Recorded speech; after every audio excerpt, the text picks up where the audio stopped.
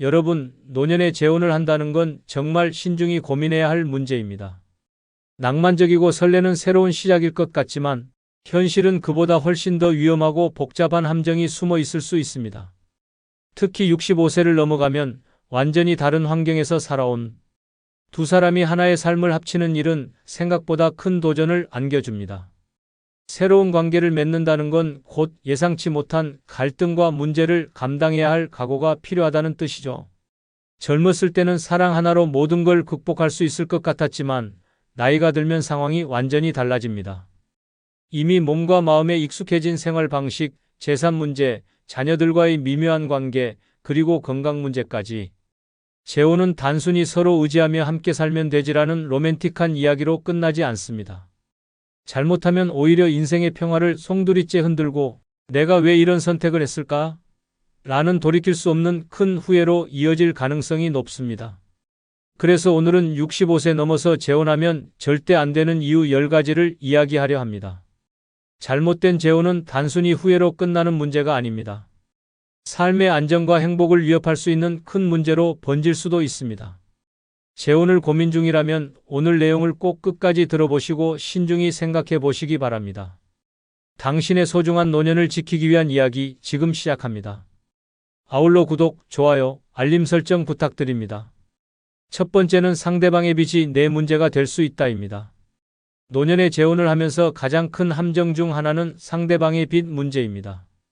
재혼을 할 때 상대방의 경제적 상황을 잘 파악하지 않으면 나는 몰랐는데 라고 후회할 일이 생길 수도 있죠. 처음엔 아무 문제 없어 보이던 사람이 결혼 후에 갑자기 사실은 조금 빚이 있어 라고 말하며 청구서를 내밀면 어떻게 될까요? 특히 상대방이 대출, 신용카드 빚 혹은 보증 문제를 안고 있다면 그 부담은 결혼과 동시에 나에게도 옮겨질 가능성이 높습니다. 부부니까 함께 해결해야지라는 명목으로 내 돈이 상대방의 빚을 갚는 데 쓰이기 시작한다면 이 관계는 스트레스로 가득 찰 수밖에 없습니다. 법적으로 보호받기 어렵거나 배우자의 빚을 대물림하게 될 상황이 생길 수도 있습니다. 결혼 전에는 사랑이 제일 중요하지라고 생각했지만 결혼 후에는 현실적인 문제가 더 크게 다가옵니다. 재혼을 고민할 때는 상대방의 빚과 경제적 상황을 철저히 확인하는 것이 필수입니다. 잘못하면 평생 모은 재산이 어디론가 사라져버릴 수도 있으니까요. 두 번째는 유산 문제로 가족 간 갈등이 생긴다입니다. 재혼을 하면 유산 문제는 피할 수 없는 갈등 요소가 됩니다. 특히 자녀들이 이미 성장한 상태라면 재혼 후에 배우자가 부모의 재산을 가져갈 것이라는 불안감에 불만을 품을 가능성이 높습니다.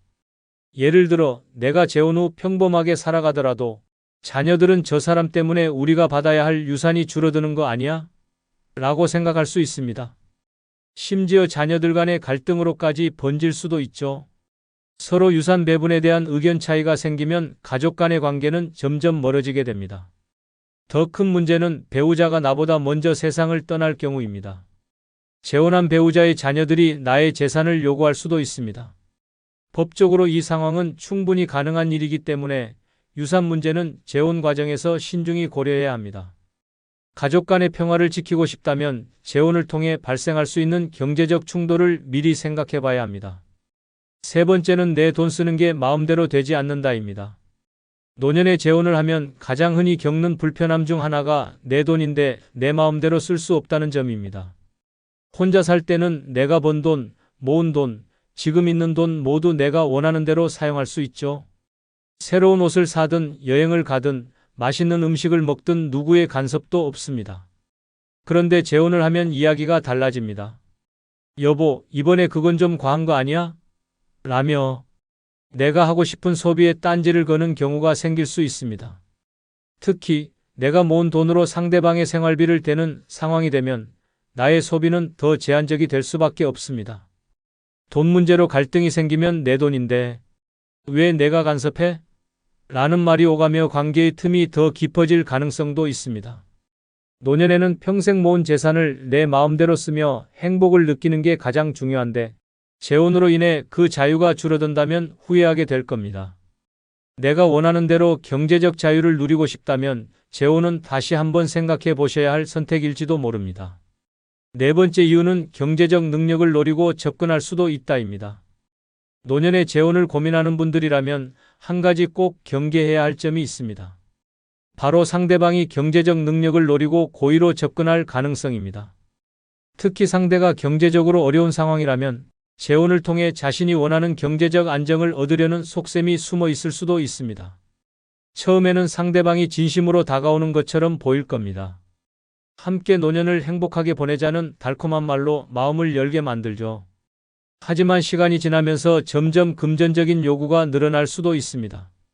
예를 들어 당신이 좀 도와줘야 생활이 가능하다는 식으로 부탁하거나 고가의 물건이나 생활비 지원을 요청하는 경우입니다. 더 심각한 경우 상대가 빚이나 경제적 문제를 숨긴 채 재혼을 추진할 수도 있습니다. 재혼 후에는 두 사람의 재산과 경제 상황이 어느 정도 연결될 수밖에 없기 때문에 경제적 부담이 점점 커질 가능성이 있습니다. 이러한 관계는 결국 신뢰를 깨트리고 금전적 손실뿐 아니라 정신적인 스트레스까지 가져올 수 있습니다. 재혼을 고려 중이라면 상대방의 경제적 상황과 의도를 충분히 파악하는 것이 중요합니다. 사랑과 신뢰를 바탕으로 한 재혼이 아니라면 그 관계는 오히려 내 인생의 짐이 될 가능성이 높습니다. 나의 재산과 평화를 지키기 위해서라도 이러한 접근에는 신중을 기해야 합니다. 다섯 번째 이유는 자신만의 공간이 사라질 수 있다입니다. 노년에는 자신만의 공간과 시간이 정말 중요합니다. 하루 종일 누가 뭐라 하지 않아도 되는 내 집에서 내 방식대로 생활하는 건 가장 큰 행복 중 하나죠. 그런데 재혼을 하면요? 그 공간을 두 사람이 공유해야 하고 내 마음대로 할 수 없는 일들이 생기기 시작합니다. 예를 들어 나는 거실을 깔끔하게 유지하는 걸 좋아하는데 상대는 여기저기 물건을 늘어놓는 스타일이라면 어떻게 될까요? 아니면 내가 매일 밤 조용히 책을 읽는 걸 좋아하지만 상대는 드라마를 크게 틀어놓고 싶어 한다면요? 사소한 생활 방식 차이가 공간을 둘러싼 갈등으로 이어질 가능성이 큽니다. 게다가 혼자 살 때는 침실, 부엌, 거실 모두 나만의 공간이었지만 재혼 후에는 이건 같이 쓰는 공간이니까라며 양보해야 할 순간이 많아집니다. 내 집에서조차 마음 편히 있을 수 없다는 느낌이 들기 시작하면 그 불편함은 점점 커지겠죠. 결국 노년의 가장 큰 즐거움 중 하나인 자신만의 고요한 공간을 잃게 될 가능성이 높습니다. 여섯 번째 이유는 취미 생활이 제한될 수 있다입니다. 65세 이후에는 여유로운 시간을 활용해 새로운 취미를 즐기거나 오래도록 하고 싶었던 일에 몰두하는 것이 큰 행복입니다. 그런데 재혼을 하면 그 취미 생활이 제한될 수 있다는 사실 알고 계셨나요? 예를 들어 나는 매주 동네 산책 모임에 나가거나 그림 그리기에 푹 빠져 있는 상황인데 상대가 그게 뭐가 그리 중요해? 라며 내 취미를 이해하지 못한다면요? 아니면 상대가 자신의 취미를 함께 하자고 강요하는 경우도 있을 겁니다. 내가 좋아하는 시간을 마음껏 쓰는 대신 상대와의 시간을 먼저 고려해야 한다는 부담이 생기는 겁니다. 혼자 살면 이런 걱정이 없습니다. 내가 하고 싶은 대로 내가 원하는 방식으로 하루를 보낼 수 있죠. 하지만 재혼을 하면 두 사람의 일정을 조율해야 하고 자연스럽게 내 취미와 자유로운 활동에 제한이 생길 가능성이 높습니다. 노년에는 오히려 이 자유가 더 소중해지는 만큼 재혼이 이 소중한 자유를 뺏을 가능성을 신중히 생각해 볼 필요가 있습니다. 일곱 번째 이유는 외로움을 해결해 줄 것 같지만 오히려 더 외로울 수 있다입니다. 재혼을 고민하는 많은 이유 중 하나는 외로움을 해결하고 싶은 마음일 겁니다. 혼자 있는 시간이 길어지면서 그래도 누군가와 함께라면 덜 외롭겠지라는 기대를 하게 되죠. 그런데 현실은 그 반대일 때가 많습니다. 사람이 함께 있다고 해서 외로움이 사라지는 건 아닙니다. 오히려 상대방과 감정적으로 잘 맞지 않거나 대화가 통하지 않을 경우 혼자일 때보다 더 깊은 외로움을 느낄 수도 있습니다. 재혼 후에도 여전히 마음의 거리가 유지되거나 오히려 나는 혼자 있는 게 더 편했는데라는 후회를 하게 될 수도 있죠. 외로움은 누군가가 채워주는 것이 아니라 스스로 극복해야 할 감정일 때가 많습니다. 내가 나를 돌보는 법을 배우고 혼자 있는 시간의 가치를 알게 될 때 비로소 외로움은 내 삶을 흔들지 못합니다. 누군가와 함께라면 외로움이 해결될 거라는 막연한 기대는 재혼 후 더 큰 실망과 스트레스를 불러올 가능성이 있다는 걸 기억하세요. 여덟 번째 이유는 상대방의 건강 문제에 내 삶이 휘말릴 수 있다입니다. 노년의 가장 큰 도전은 단연 건강관리입니다. 그런데 재혼을 하면 내 건강뿐 아니라 상대방의 건강 문제까지 떠안아야 하는 상황이 생길 수 있습니다. 처음엔 서로 도우며 살면 되지라는 낭만적인 약속으로 시작할지 몰라도 현실은 전혀 다른 방향으로 흘러가곤 합니다. 만약 상대방이 만성질환을 앓고 있거나 자주 병원에 다녀야 하는 상황이라면 어떻게 될까요? 간병인 같은 역할을 해야 할 수도 있고 매일 약을 챙겨주며 상대를 보살펴야 하는 일이 일상이 될지도 모릅니다. 처음엔 이 정도는 해줄 수 있어라고 생각했다가 시간이 지나며 점점 내 삶이 상대방의 건강 문제에 갇히는 느낌을 받게 되죠. 내가 원하던 자유로운 노년은 온데간데 없고 그저 간병으로 지친 날들만 남을 수 있습니다. 반대로 내가 건강이 나빠질 수도 있겠죠. 그때 상대방이 기꺼이 나를 돌봐줄 것이라고 장담할 수 있을까요? 노년의 삶에서 건강 문제는 누구에게나 큰 부담이지만 재혼 후에는 이 문제가 둘 사이의 신뢰와 관계를 시험하는 폭탄으로 작용할 가능성이 큽니다. 혼자라면 건강 문제가 생기더라도 전문가의 도움을 받거나 내가 원하는 대로 상황을 조율할 수 있습니다. 하지만 재혼으로 인해 건강 문제가 의존 관계로 변질되면 그 스트레스는 상상 이상일 수 있습니다. 노년의 가장 소중한 시간은 건강을 돌보며 스스로 평화를 누리는 것인데 재혼으로 인해 이 소중한 시간을 잃는다면 후회하지 않을 자신 있으신가요? 9번째 이유는 자녀들과의 관계가 더 멀어질 수 있다입니다. 노년에 재혼을 하면 가장 먼저 반응하는 이들은 자녀들입니다. 부모가 새로운 배우자를 맞이하는 것에 대해 기뻐하는 자녀도 있겠지만 그렇지 않은 경우가 더 많습니다. 특히 자녀들이 이미 독립해 자신의 삶을 꾸리고 있는 상황이라면 부모의 재혼을 불필요한 갈등의 시작으로 여길 가능성이 큽니다. 예를 들어 자녀들은 새로운 배우자가 부모님의 재산을 가져가면 어떡하지? 라는 경제적인 우려를 할 수도 있고요. 혹은 우리 가족 사이에 불편한 사람이 끼는 건 싫다며 감정적인 거리감을 느낄 수도 있습니다. 이런 생각은 부모와 자녀 간의 대화를 줄이고 감정의 벽을 쌓게 만듭니다. 결국 자녀들과의 관계는 재혼 후 오히려 더 소원해질 가능성이 높습니다. 자주 보던 손주들의 방문 횟수가 줄어들고 명절이나 가족 모임에서도 어색한 분위기가 형성될 수 있죠. 재혼으로 인해 자녀들과의 연결고리를 약화시키는 것은 노년에 가장 소중하게 여겨야 할 가족관계를 잃는 위험을 감수하는 일일 수 있습니다. 10번째 이유는 행복의 조건은 이미 내 안에 있다입니다. 재혼을 고민하는 이유 중 하나는 내 삶에 부족한 무언가를 채우고 싶다는 마음일 겁니다. 혼자라는 외로움이나 공허함을 누군가와 함께 나눠 가짐으로써 더 나은 삶을 꿈꾸는 거죠. 그런데 재혼 없이도 충분히 행복해질 수 있다는 사실 알고 계신가요? 노년의 행복은 누군가를 만나서 채워지는 것이 아니라 내가 스스로 만족을 찾는 데서 시작됩니다. 좋아하는 취미를 즐기고 여행을 떠나며 새로운 경험을 쌓고 오래된 친구들과의 관계를 회복하면서 느끼는 기쁨은 재혼을 하지 않아도 얻을 수 있는 행복입니다. 오히려 재혼은 이런 행복을 방해할 가능성도 있습니다. 새로운 관계를 유지하려는 노력, 갈등의 조율, 그리고 예기치 못한 문제들로 인해 내가 누릴 수 있는 소소한 즐거움이 사라질 수 있죠. 재혼 없이도 충분히 행복할 수 있다는 사실을 깨달으면 굳이 관계에 얽매이는 선택을 하지 않아도 됩니다. 결국 행복의 조건은 이미 내 안에 있다는 걸 잊지 마세요. 결국 재혼이란 단순히 두 사람이 함께 산다는 로맨틱한 선택이 아니라 새로운 관계 속에서 많은 것을 감수해야 하는 도전입니다. 특히 65세를 넘어서면 이미 익숙해진 생활 습관과 평화를 유지하며 사는 것이 더 중요할 때가 많죠. 재혼은 낭만적인 기대를 충족시켜줄 수도 있지만 동시에 예상치 못한 갈등과 스트레스를 가져올 위험도 큽니다. 내 삶에 더 많은 복잡함과 부담이 생긴다면 그것이 과연 내가 원하는 행복일까요? 혼자서도 충분히 행복할 수 있는 법을 배우고 나만의 여유로운 일상을 즐기는 것이 노년의 진정한 행복일지도 모릅니다. 재혼을 고민 중이시라면 오늘 이야기한 10가지를 한번 떠올려 보세요. 그리고 지금의 자유와 평화가 정말 소중하다는 사실을 깨닫게 되셨다면 이미 정답은 나와 있는 겁니다. 결국 나 자신을 위한 행복을 선택하는 것이야말로 가장 현명한 결정 아닐까요? 마지막으로 구독, 좋아요, 알림 설정 부탁드립니다. 여러분, 나이 65세가 넘으면 모임 하나 잘못 나갔다가 당신의 인생이 피곤해질 수 있습니다. 잘못된 모임은 당신의 시간을 갉아먹고 지갑을 털고 마음까지 병들게 할 수 있는 무서운 덫입니다. 처음엔 사람들도 만나고 기분 전환이나 해보자라는 가벼운 마음으로 나갔다가 나중엔 내가 왜 여길 갔을까? 라며 피눈물을 흘릴지도 모릅니다. 특히 노년에는 내 시간과 에너지가 너무나 소중합니다. 남들에게 휘둘리고 돈 쓰고 마음만 불편해지는 모임은 절대 나가면 안 되는 함정입니다.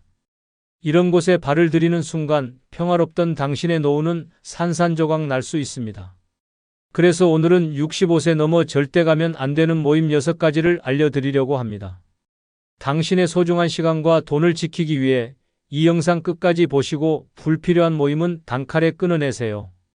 당신의 노후는 남이 아니라 오직 당신이 지켜야 합니다. 지금부터 시작해 볼까요?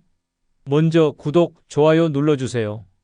첫 번째는 회비나 공동경비가 계속 드는 모임입니다. 처음에는 가벼운 마음으로 시작합니다. 우리 매달 회비를 모아서 모임을 운영하자라며 돈을 조금씩 내기 시작하죠. 하지만 이런 모임이 오래되다 보면 상황이 달라집니다. 회비는 점점 늘어나고 어디에 쓰이는지도 모를 불투명한 지출이 생기기 시작합니다. 특히 이런 모임은 종종 과시와 허용으로 흘러가게 됩니다. 이번엔 좋은 음식점에서 만나자, 우리도 여행 한번 가야지라는 식으로 점점 더 큰 돈을 쓰기 시작하죠. 그럴 때마다 부담이 되지만 다들 내는데 나만 빠질 수 없지라는 생각에 억지로 지갑을 열게 됩니다. 더 심각한 건 내가 그 돈을 내면서도 즐겁지 않다는 겁니다. 또한 이런 모임에서는 자주 돈 문제로 갈등이 생깁니다. 회비를 누군가는 꼬박꼬박 내지만 또 누군가는 미적미적 거리며 이번 달은 좀 어려워라고 핑계를 대기 시작하죠. 그러다 보면 돈을 낸 사람만 손해보는 상황이 벌어집니다. 결국 나 혼자 열심히 회비를 내면서도 그 돈이 나를 위해 쓰이는 게 아니라고 느끼는 순간 이 모임에 나가는 의미는 완전히 사라져버립니다. 노년에는 나의 돈이 나를 위해 쓰여야 합니다. 내 생활비, 건강, 여유를 위해 써야 할 돈이 엉뚱한 모임에 빠져나가는 건 정말 어리석은 일이죠. 회비를 걷는 모임이 처음엔 즐거워 보여도 결국은 내 지갑만 털어가는 불편한 존재가 될 수 있습니다. 이런 모임은 과감하게 멈추세요. 내 돈과 시간을 나 자신을 위해 써야 합니다.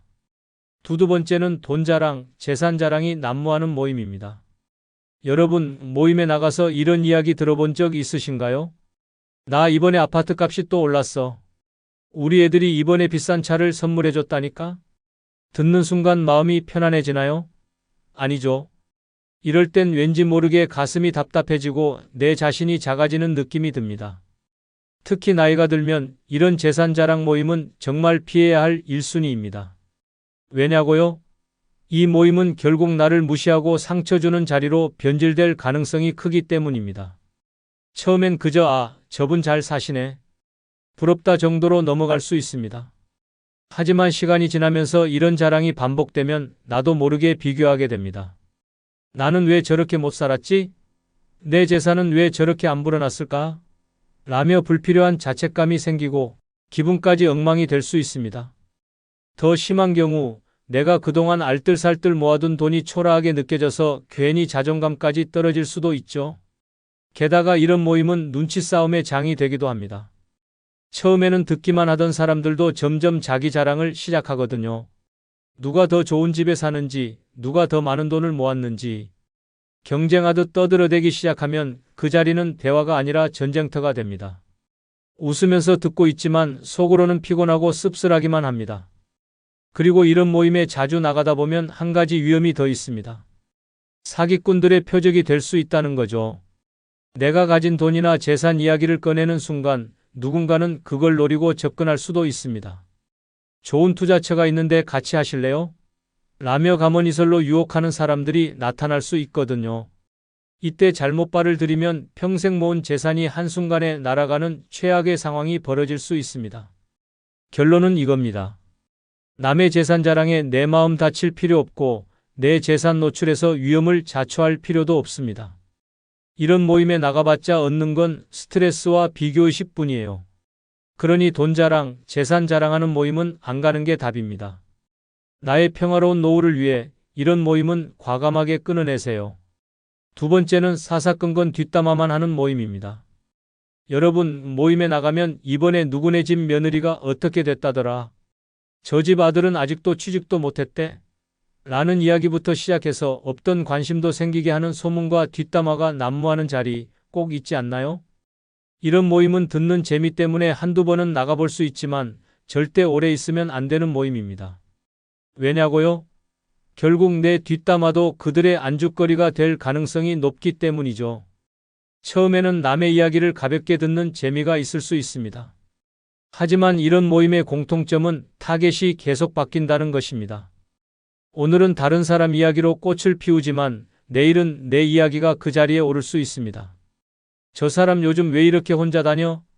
혹시 가족 사이에 무슨 일 있는 거 아니야? 라며 나도 모르게 내 일상이 그들의 입을 타고 흘러다닐 수 있죠. 더 심각한 건 이런 뒷담화가 내 평판에 악영향을 미칠 수 있다는 겁니다.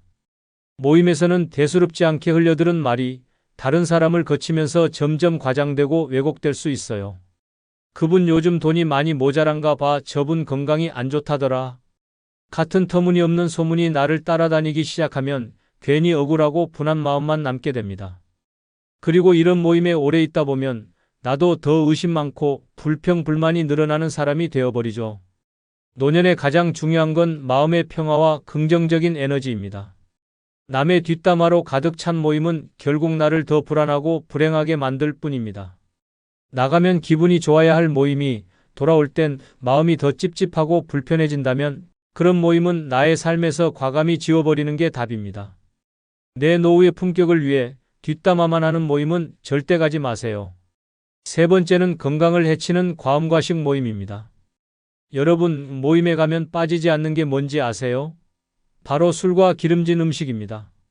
오랜만에 만났으니 한잔해야지 라는 말로 시작해 밥상에는 기름, 좔좔 흐르는 고기, 짠 반찬들이 올라오고 잔은 끝도 없이 채워집니다.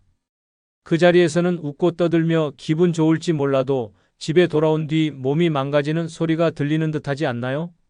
노년에 가장 중요한 건 뭐니 해도 건강입니다. 하지만 이런 과음과식 모임에 나가면 내 건강은 나 몰라라 내팽개쳐지기 시작합니다. 에이, 한 번쯤은 괜찮겠지라며 넘겼다가 어느새 그런 모임이 매주, 매달 반복되면 어떻게 될까요? 혈압이 쑥 올라가고 혈당은 높아지고 배는 점점 나오고 병원에서 조심하셔야겠어요 라는 경고를 듣는 건 시간 문제입니다. 더 큰 문제는 이런 모임이 끝나고 나면 남는 게 없다는 것입니다. 나의 건강은 나빠지고 주머니 사정도 가벼워지지만 정작 내 인생에 의미 있는 대화나 깊은 관계는 찾아보기 어렵습니다. 오늘 참 재미있었어 라고 생각하겠지만 그 즐거움은 잠깐이고 몸은 다음 날까지 숙취와 더부룩함으로 고생할 겁니다. 게다가 이런 모임에 자주 나가다 보면 나쁜 습관이 몸에 배기 시작합니다. 처음엔 어색해서 한두 잔 마시던 술이 어느새 없으면 허전해지고 소식하던 식사량도 점점 늘어납니다. 결국 이런 반복된 생활이 나를 만성 질병의 길로 이끌게 되죠. 더 심각한 건 병원비로 나가는 돈까지 늘어나니 결국 건강과 재정 모두에 타격을 입게 되는 겁니다. 네 번째는 투자나 사업 정보를 공유하는 모임입니다. 여러분, 나이가 들면 은퇴 후에도 돈을 좀 더 불려봐야겠다는 생각이 들 때가 있습니다. 이때 주변에서 좋은 투자처가 있다, 수익이 확실한 사업이 있으니 한번 해보시라며 솔깃한 제안을 하는 사람들이 꼭 등장합니다. 이런 모임에 가면 처음엔 다들 똑똑한 척, 아는 척하며 화려한 말잔치를 벌입니다. 이건 대박이야, 나만 알고 있는 기회야 라는 말이 쏟아지죠. 하지만 아시나요? 이런 모임의 대부분은 내 돈을 노리는 덫일 가능성이 큽니다. 주식, 부동산, 코인 투자, 심지어 새로운 사업까지 그럴싸한 이야기로 시작되지만 결과는 대부분 돈을 날렸다로 끝납니다. 특히 노년의 돈은 평생 일해서 어렵게 모은 소중한 자산입니다. 그걸 검증되지 않은 투자나 사업에 넣었다가 한 방에 날리는 상황이 벌어진다면 어떨까요? 그 후회와 충격은 이루 말할 수 없을 겁니다. 더 무서운 건 이런 모임이 소문과 분위기에 휩쓸리기 쉽다는 겁니다. 다들 한다니까 나도 해야겠다. 저 사람도 투자했대라는 생각에 휩쓸려 결정하게 되면 그때부터 내 돈은 내 손을 떠난 거나 다름없습니다. 심지어 손해를 봤다고 말하면 모임 사람들은 투자는 원래 그런 거지라며 발을 빼버릴 겁니다. 노년에는 안정이 최고의 재산입니다. 남의 투자 정보에 귀가 팔랑거려선 안 됩니다. 진짜 믿을 만한 정보라면 모임이 아니라 전문가를 찾아가는 게 정답입니다. 돈과 투자 이야기가 도는 모임은 결국 내 돈을 위험에 빠뜨리는 시작일 뿐입니다. 다섯 번째는 보험이나 다단계 권유하는 모임입니다. 여러분, 이런 경험 있으시죠? 오랜만에 친구가 반갑게 연락해서 모임에 나갔더니 시작은 따뜻한 안부였는데 어느 순간 슬쩍 말을 꺼냅니다. 나 정말 좋은 사업 하나 하고 있어. 너도 하면 좋아. 또는 이 보험 하나 들면 노후 걱정 끝이야. 라는 이야기 말이죠. 그 순간부터 모임의 분위기는 급격히 바뀌고 나는 지갑을 겨냥한 타겟이 되어버립니다. 이런 모임은 정말 조심해야 합니다. 다단계나 보험은 대개 처음엔 서로 도와가며 잘 살자라는 그럴싸한 명분으로 접근합니다. 그런데 막상 들어보면 결국 나의 돈과 인맥을 이용하려는 목적이라는 걸 깨닫게 되죠. 나를 위하는 척하지만 그들의 관심은 내가 이걸 사느냐 마느냐에 달려 있는 겁니다. 특히 나이가 들면 건강이나 재정에 대한 불안감이 커지다 보니 이런 권유에 더 쉽게 마음이 흔들릴 수 있습니다. 이 상품 하나면 노후가 편안해질 거야 라는 말을 믿고 가입했다가 나중에야 돈만 쓰고 남는 건 종이 한 장뿐이라는 걸 알게 될 수도 있어요. 그때의 허탈함과 후회는 이루 말할 수 없죠. 게다가 이런 모임에 빠지면 나도 모르게 친구들을 잃을 수도 있습니다. 나에게 보험이나 상품을 권유하던 사람이 결국 너도 주변에 한두 명만 소개해줘라고 요구하기 시작하면요. 내 친구들까지 끌어들여야 하는 상황이 벌어지고 인간관계는 엉망이 되어버립니다. 명심하세요. 진짜 좋은 기회는 모임에서 권유되지 않습니다. 보험, 다단계 이야기가 나오는 순간 그 모임은 더 이상 친구를 만나는 자리가 아니라 지갑을 털리는 자리입니다. 이런 모임은 시작되자마자 손절이 답입니다. 여섯 번째는 남의 자식 자랑만 늘어놓는 모임입니다. 여러분, 모임에 갔더니 이런 이야기만 계속 들리나요? 우리 애는 이번에 승진해서 월급이 2배로 올랐다니까? 우리 며느리는 어쩜 그렇게 살림도 잘하고 애교도 많아? 우리 손주는 벌써 영어도 척척하더라니까? 처음에는 대단한 애라며 고개를 끄덕이지만 시간이 지날수록 슬슬 마음이 불편해지지 않나요? 이런 자식 자랑, 손주 자랑만 넘쳐나는 모임은 절대 오래 있어서는 안 됩니다. 왜냐고요? 이 모임의 진짜 목적은 나를 초라하게 만드는 데 있기 때문이죠. 이런 모임에 오래 있다 보면 나도 모르게 비교하게 됩니다. 나는 왜 자식이 연락도 없지? 우리 손주는 아직 겨우 글자만 배우는 데라며 괜히 마음이 상하고 기분이 꿀꿀해집니다. 이런 비교는 결국 내 자존감에 상처를 내고 나를 더 외롭게 만들 뿐입니다. 더 심각한 건 이런 모임의 특성상 내가 요즘 우리 애는 조금 힘들어라고 솔직하게 말하면 어떤 일이 벌어질까요? 겉으로는 아이고 힘들겠네라고 하지만 속으로는 그 집은 저렇다더라라며 뒷말의 주인공이 될 가능성이 큽니다. 결국 나의 고민은 가볍게 소비되고 그 모임은 나에게 더 큰 상처만 남기게 되죠. 노년의 모임은 나를 위로하고 격려하는 자리여야 합니다. 하지만 남의 자식 자랑만 늘어놓는 모임은 나를 초라하게 만들고 내 삶의 행복을 갉아먹는 독이 될 뿐입니다. 자식도 손주도 결국 각자의 인생을 살아가는 거지 그들의 성공이 내 행복을 대신할 순 없습니다. 이런 모임에선 당당하게 외치세요. 나는 내 삶이 제일 행복하다. 자식, 손주 자랑에 휘둘리지 말고 나 자신에게 집중하는 게 진짜 멋진 노후의 시작입니다. 이런 모임은 손절이 답입니다. 내 마음의 평화는 그 무엇과도 바꿀 수 없으니까요. 여섯 번째는 광신적이거나 강요가 심한 종교 모임입니다. 여러분, 종교는 분명 개인의 마음을 위로하고 삶의 힘이 되어줄 수 있습니다. 하지만 문제가 되는 건 강요와 맹목적인 헌금 요구와 믿음이 넘쳐나는 종교 모임입니다. 나이 들어 외롭고 힘든 시기에 이런 모임에 잘못 발을 들이면 처음엔 위로와 평화를 준다며 반갑게 맞아주지만 나중엔 내 시간과 돈을 송두리째 앗아가 버릴 수 있습니다. 이런 모임에 가면 분위기가 참 묘합니다. 처음에는 친절하고 따뜻하게 대해줍니다. 같이 기도하면 마음이 편안해져요라며 감동을 주죠. 하지만 점점 이런 말이 따라 붙습니다. 헌금은 믿음의 표현입니다. 또는 이건 꼭 필요한 일이니까 도와주셔야죠. 나를 위하는 척하며 지갑을 열게 만드는 겁니다. 여기서 한번 넘어가면 끝도 없습니다.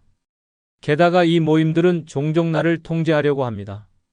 믿음이 부족해서 그렇다거나 우리 모임에 더 헌신하면 복을 받을 겁니다라며 정신적으로 압박을 가하기 시작하죠.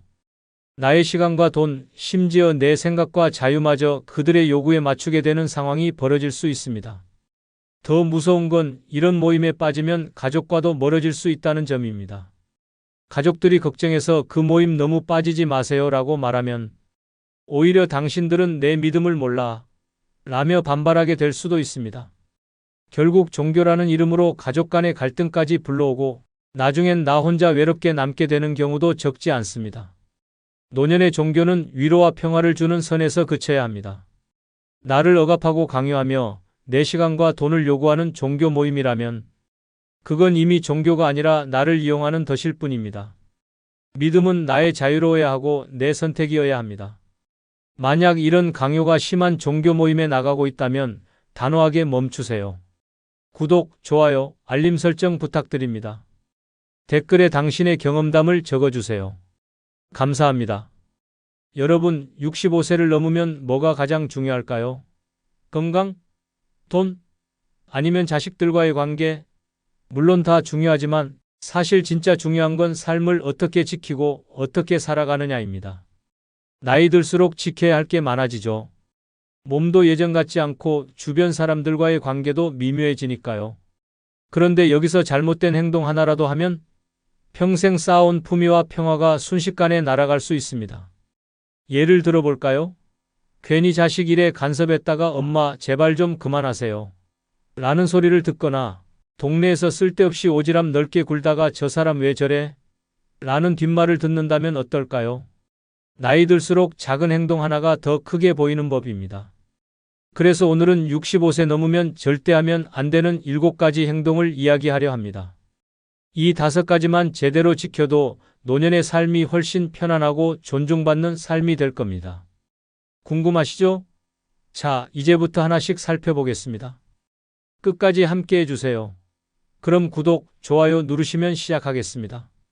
첫 번째는 누가 욕한다고 욕하지 말라. 죽은 사람은 욕먹지 않는다. 입니다. 여러분, 누군가 나를 욕한다고 똑같이 욕으로 되받아치고 싶을 때가 있죠? 저 사람이 나를 욕했으니 나도 가만히 있을 수 없지. 그런데 잠깐만요.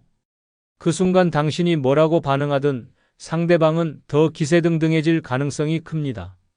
그리고 정작 욕을 되받아친 당신은 결국 가장 큰 상처를 받게 됩니다. 왜냐고요? 욕이란 부메랑처럼 돌아오는 법이거든요. 한 할아버지가 있었습니다. 그는 동네에서 늘 친절한 어른으로 소문이 나 있었습니다. 그런데 어느 날 이웃이 저분은 너무 잘난 척하는 것 같아라는 험담을 퍼뜨렸죠. 이 소문을 들은 할아버지는 격분했습니다. 그리고 동네 사람들에게 이렇게 소리쳤습니다. 그 사람이야말로 잘난 척하는 사람이지 내가 뭘 잘못했는데. 그런데 문제는요, 그 소리를 들은 사람들이 이렇게 반응했다는 겁니다. 어머, 저분 평소에 온화한 줄 알았는데 소문 들으니 진짜 그런 면이 있는 건가 봐. 욕을 되받아친 할아버지는 오히려 자신을 욕했던 사람보다 더 나쁜 이미지를 얻게 된 겁니다. 욕을 들었을 때 그걸 되받아치는 건 오히려 불에 기름을 붓는 꼴입니다. 상대방은 더 신나게 당신을 끌어내리려 할 거고 주변 사람들은 당신의 대응을 보고 실망할지도 모릅니다. 욕이란 건 결국 내가 어떻게 반응하느냐에 따라 상황이 더 나빠지거나 더 나아질 수 있는 겁니다. 게다가 욕을 되받아치면 내 감정도 망가집니다. 어떻게 저런 말을 할 수 있어? 라는 분노에 휩싸이고 마음은 불편하고 온종일 기분이 상하게 됩니다. 그런데 가만히 생각해 보세요. 죽은 사람은 욕먹지 않습니다. 왜냐고요? 욕하는 사람도 반응이 없으니 흥미를 잃고 결국 그만두게 되니까요. 욕을 들었을 때 최고의 대응은 침묵입니다. 침묵은 상대방의 에너지를 빼앗는 가장 강력한 무기입니다. 아무리 누군가가 당신을 욕해도 당신이 그래요? 알겠습니다 라며 흘려보낸다면 그 사람은 더 이상 공격할 대상을 찾을 수 없게 됩니다. 욕에 대한 대응이 아니라 당신의 품격이 진짜 당신을 증명합니다. 저 사람은 누가 뭐라고 해도 동요하지 않는 대단한 사람이야 라는 말을 듣게 된다면 그때야말로 진정한 승리자가 되는 겁니다. 그러니 기억하세요. 욕은 결국 욕하는 사람을 가장 초라하게 만듭니다. 내가 똑같이 반응하지 않으면 상대방은 자신이 지루해질 뿐 아니라 스스로를 더 부끄럽게 느낄 겁니다. 누군가가 당신을 욕한다고요? 그냥 이렇게 생각하세요. 저 사람이야말로 내 성공의 증거야. 내 이름이 그 입에 오를 만큼 내가 중요한 존재인가 보지. 결국 욕이란 건 소모전일 뿐입니다. 똑같이 욕으로 되받아칠 필요는 없습니다. 죽은 사람은 욕먹지 않는다는 말을 기억하며 오늘부터 누군가의 험담에 속지 않고 당신의 품격을 지켜보세요. 이기는 사람은 언제나 말을 아끼는 사람입니다. 두 번째는 남의 일에 참견하지 말라. 오지랖 넓은 사람처럼 실속 없는 사람 없다. 입니다. 여러분, 나이 들면 왜 이렇게 남의 일이 궁금해지는 걸까요? 자식이 뭘 하든, 친구가 누구를 만나든, 이웃이 뭘 먹든 그게 도대체 나랑 무슨 상관인데도 꼭 한마디 하고 싶어지는 이 충동. 하지만 여기서 중요한 사실 하나. 그 참견 절대 환영받지 않습니다. 한 할머니 이야기를 해볼까요? 그녀는 동네에서 유명한 오지랖 대장으로 이웃집 개가 짖어도 왜 이렇게 시끄럽게 키우세요? 친구가 새 옷을 입으면 이거 어디서 샀어? 얼마나 줬어? 라며 물어보는 게 취미였죠. 그런데 어느 날 이웃이 이렇게 말했답니다. 아니 어머니, 어쩜 그렇게 남의 일에 관심이 많으세요? 저희 일에 신경 안 쓰셔도 됩니다. 그 말을 들은 할머니는 엄청나게 기분이 상했지만 그게 끝이 아니었습니다. 친구들조차도 요즘은 만나면 자꾸 사사건건 물어서 불편해라는 뒷말을 하기 시작했죠. 오지랖 넓은 사람의 공통점이 뭔지 아세요? 참견은 하지만 그 참견으로 얻는 건 아무것도 없다는 겁니다. 오히려 관계가 틀어지고 주변 사람들이 하나둘씩 멀어지기 시작하죠. 왜냐고요? 아무도 자신의 삶에 불필요한 간섭을 받고 싶지 않으니까요. 자식이 무엇을 하든 이웃이 어떤 선택을 하든 그들은 자기 방식대로 살아가는 겁니다. 그렇다면 왜 나이 들수록 오지랖이 넓어질까요? 아마도 자식들이 독립하고 은퇴 후 시간이 많아지면서 내가 뭐라도 해야 할 것 같아서 그런 걸지도 모릅니다. 하지만 기억하세요. 진짜 지혜로운 사람은 말하지 않아도 존중받지만 불필요한 말을 하면 남에게 짐이 됩니다. 이제는 참견하는 대신 스스로에게 더 집중하세요. 나의 취미, 건강, 행복을 위해 시간을 써보세요. 내 삶을 돌보기도 바쁜데 남의 삶까지 끌어안고 고민할 이유가 있을까요? 오지랖이 넓을수록 관계는 좁아지고 외로움만 커질 뿐입니다. 결론은 간단합니다. 남의 인생은 남의 것입니다. 내가 참견한다고 해서 세상이 더 나아지는 것도 아니고 나의 인생이 더 행복해지는 것도 아닙니다. 남의 일은 내려놓고 내 삶을 더 꽉 채워보세요. 나이 들수록 멋진 어른으로 기억되려면 입보단 행동이 중요한 법입니다. 세 번째는 고마웠던 기억만을 간직하라. 괴로웠던 기억은 깨끗이 지워버려라. 입니다. 여러분, 가끔 과거를 떠올리며 그때 그 사람이 나한테 어떻게 그럴 수 있었지? 하고 화가 치밀어 오른 적 있죠? 아니면 그때 내가 왜 그렇게 당했지? 라며 스스로를 자책한 적은요? 그런데 솔직히 말해봅시다. 그 괴로운 기억들 붙들고 있으면 뭐가 달라지나요? 괴로운 건 과거의 일이 아니라 지금 그걸 끌어안고 있는 내 마음입니다. 한 할머니의 이야기를 해볼까요? 그녀는 30년 전 친척에게 돈을 빌려줬는데 끝내 돌려받지 못했습니다. 그 이후로도 몇 번이나 어떻게 사람이 그럴 수 있냐며 분통을 터뜨렸죠. 그런데요, 그 친척은 이미 세상을 떠났고 할머니만 여전히 그 기억을 붙들고 있었습니다. 친구 모임에서도 자식들에게도 이 이야기를 반복하며 화를 내곤 했죠. 문제는 그녀의 얼굴에서 웃음이 사라졌고 자식들은 이렇게 말했습니다. 엄마, 그 얘기 그만하면 안 돼? 듣는 사람도 힘들어요. 결국 괴로움은 오롯이 할머니 몫이 되고 말았습니다. 괴로운 기억이란 게 그렇습니다. 지금 내가 붙잡고 있는 그 기억은 현재에도 살아 움직이며 내 마음을 갉아먹습니다. 나를 괴롭게 한 사람은 이미 그 일을 잊고 자기 인생을 살고 있을 겁니다. 그런데 왜 내가 과거의 감정에 매달려 내 인생을 망쳐야 할까요? 반대로 고마웠던 기억은 어떨까요? 누군가 나를 도와줬던 순간, 내가 기뻤던 경험, 마음이 따뜻했던 일이 떠오르면 자연스럽게 얼굴에 미소가 번지죠. 그런 기억들은 지금의 나를 더 긍정적으로 만들어줍니다. 결국 내가 선택할 수 있는 건 괴로움에 갇혀 살 것인가, 아니면 고마움으로 내 삶을 채울 것인가입니다. 그렇다면 괴로운 기억을 어떻게 지워야 할까요? 첫째, 용서하세요. 용서는 나를 괴롭힌 사람을 위한 게 아니라 괴로움에서 나 자신을 해방시키는 행위입니다. 둘째, 고마운 기억에 더 집중하세요.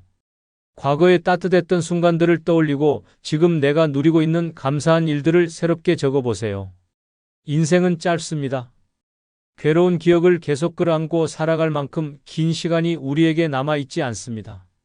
노년의 삶은 괴로움이 아니라 고마움으로 빛나야 합니다. 지금 이 순간 마음속에서 괴로운 기억을 내려놓고 고마움이라는 햇살로 당신의 삶을 가득 채워보세요. 결국 고마운 기억은 당신을 웃게 만들고 괴로운 기억은 당신을 늙게 만듭니다. 선택은 당신의 몫입니다. 고마운 기억만 간직하세요. 그게 노년에 빛나는 지혜입니다. 네 번째는 공공장소에서 크게 떠들지 말고 등산로에서 라디오 틀고 다니지 말라. 젊은이들이 가장 싫어하는 행동 1순위다. 입니다. 여러분, 공공장소에서 나도 모르게 내 목소리만 들리겠지 하며 크게 떠들어 본 적 있으신가요? 아니면 등산로에서 좋은 음악이라며 라디오를 틀어놓고 다닌 적은요? 이거 정말 조심해야 합니다. 요즘 젊은이들 이런 행동을 가장 싫어한다는 거 아시나요? 제발 저 어르신 조용히 좀 해줬으면 좋겠는데 라고 속으로 외치는 그들의 눈빛 못 느끼셨죠? 한 할아버지 이야기를 해볼까요? 그는 매일 아침 등산을 하며 트로트 라디오를 틀어놓고 다녔습니다. 내가 듣고 싶은 음악을 들으며 등산하는 게 뭐가 나쁘냐는 생각이었죠. 그런데 그 뒤를 걷던 젊은 등산객이 이렇게 말했습니다. 어르신, 이어폰을 쓰시면 더 좋지 않을까요? 할아버지는 화를 내며 대꾸했죠. 이게 뭐 어때서? 이건 다 같이 즐기라고 트는 거야. 문제는요. 그날 이후로 그 할아버지는 동네 등산로에서 슬슬 눈총을 받기 시작했고 사람들이 그를 피하더랍니다. 결국 내가 뭘 잘못했는데? 라며 억울해하다가 혼자 외로움을 느끼게 됐습니다. 공공장소에서 과도하게 떠드는 것도 마찬가지입니다. 버스나 지하철에서 큰 목소리로 전화통화를 하거나 친구와 웃으며 떠들다 보면 주위 사람들이 불편함을 느끼게 됩니다. 심지어 저 사람 나이가 들었으니 눈치도 없나 봐라는 생각까지 들게 만들 수 있죠. 큰 소리를 내는 건 단순히 시끄러운 걸 넘어 상대방의 공간과 시간을 침범하는 겁니다. 요즘 젊은 사람들은 공공장소에서의 예의를 중요하게 생각합니다. 조용하고 차분한 분위기를 선호하며 타인의 행동이 자신의 자유를 침범하지 않기를 바라는 경향이 강하죠. 그런데 나이가 들수록 목소리가 커지고 사소한 예의를 간과하는 경우가 많습니다. 내가 하고 싶은 대로 하는 게 뭐가 문제야? 라는 생각이 결국 젊은 세대와의 갈등을 키우는 겁니다. 그러니 이제는 바꿔보세요. 라디오는 이어폰으로, 목소리는 한 톤 낮추기. 내가 즐겁게 노래를 듣고 싶다면 내 기쁨은 나만 누리도록 하는 게 진정한 배려입니다. 공공장소에서는 내 목소리가 아닌 내 품격이 들리도록 행동하세요. 결국 노년의 멋은 저 사람은 배려심이 깊다라는 평가에서 나옵니다. 나이 들수록 사람들은 행동 하나하나를 더 유심히 보게 됩니다. 그러니 공공장소에서는 한 번 더 생각하고 행동하세요. 작은 행동이 당신의 이미지를 크게 바꿀 수 있다는 걸 잊지 마세요. 다섯 번째는 모여서 남을 흉보지 말라. 나이 값하는 어른만이 존경받는다. 입니다. 여러분, 솔직히 말해봅시다. 친구들 모임에서 이런 대화 나눈 적 있으시죠? 그 집 며느리 진짜 별로야. 저런 애가 어디서 시집을 왔는지 몰라. 아니면 저 사람은 맨날 저 옷만 입고 다니더라. 돈이 그렇게 없나? 뭐 한 번쯤은 해본 이야기일 겁니다. 그런데 문제는 이 흉복이 정말 아무렇지 않아 보이지만 듣는 사람도 말하는 사람도 결국 본인까지도 불편하게 만든다는 사실입니다. 한 할머니가 있었습니다.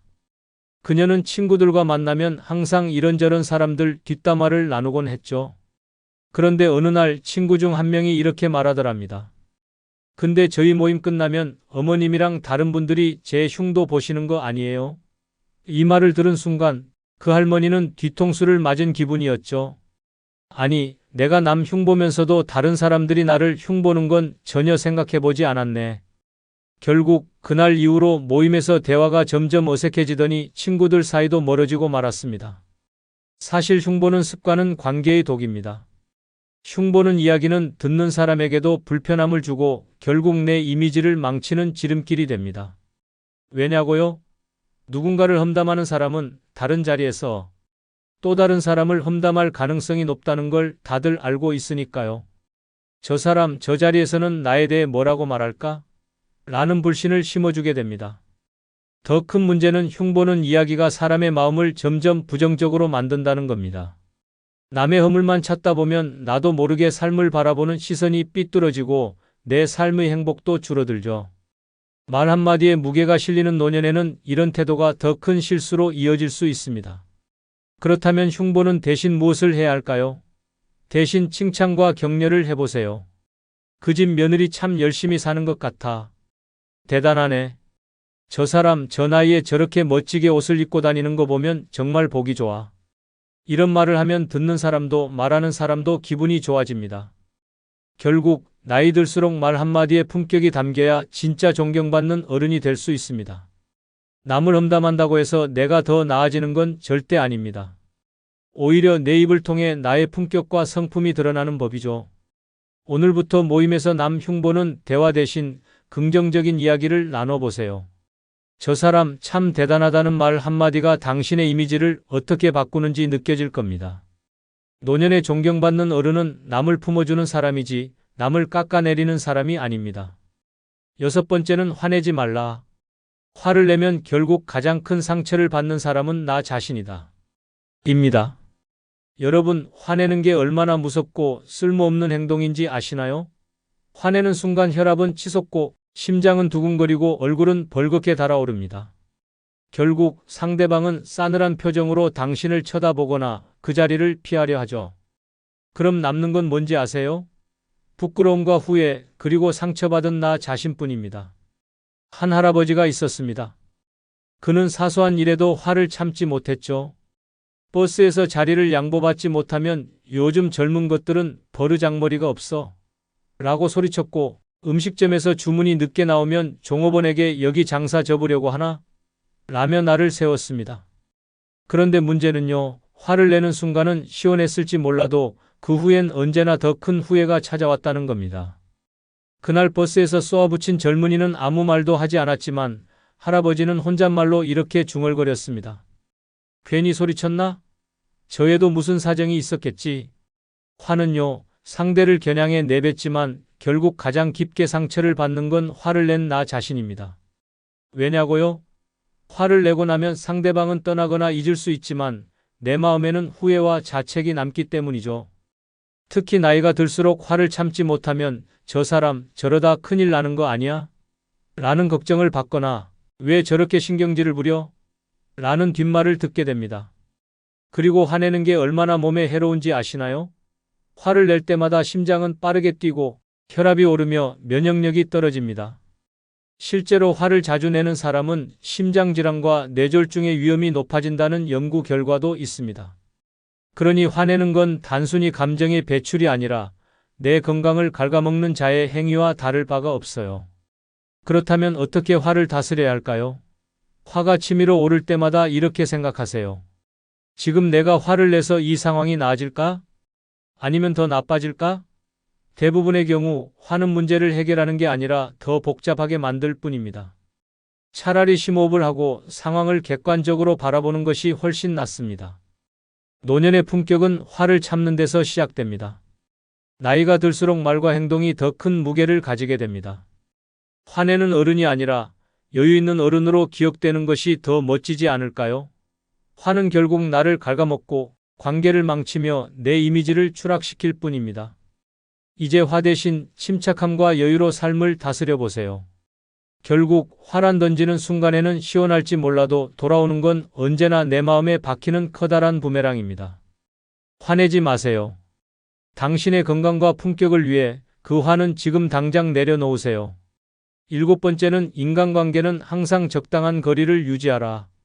관계가 가까울수록 나중에 크게 데인다. 입니다.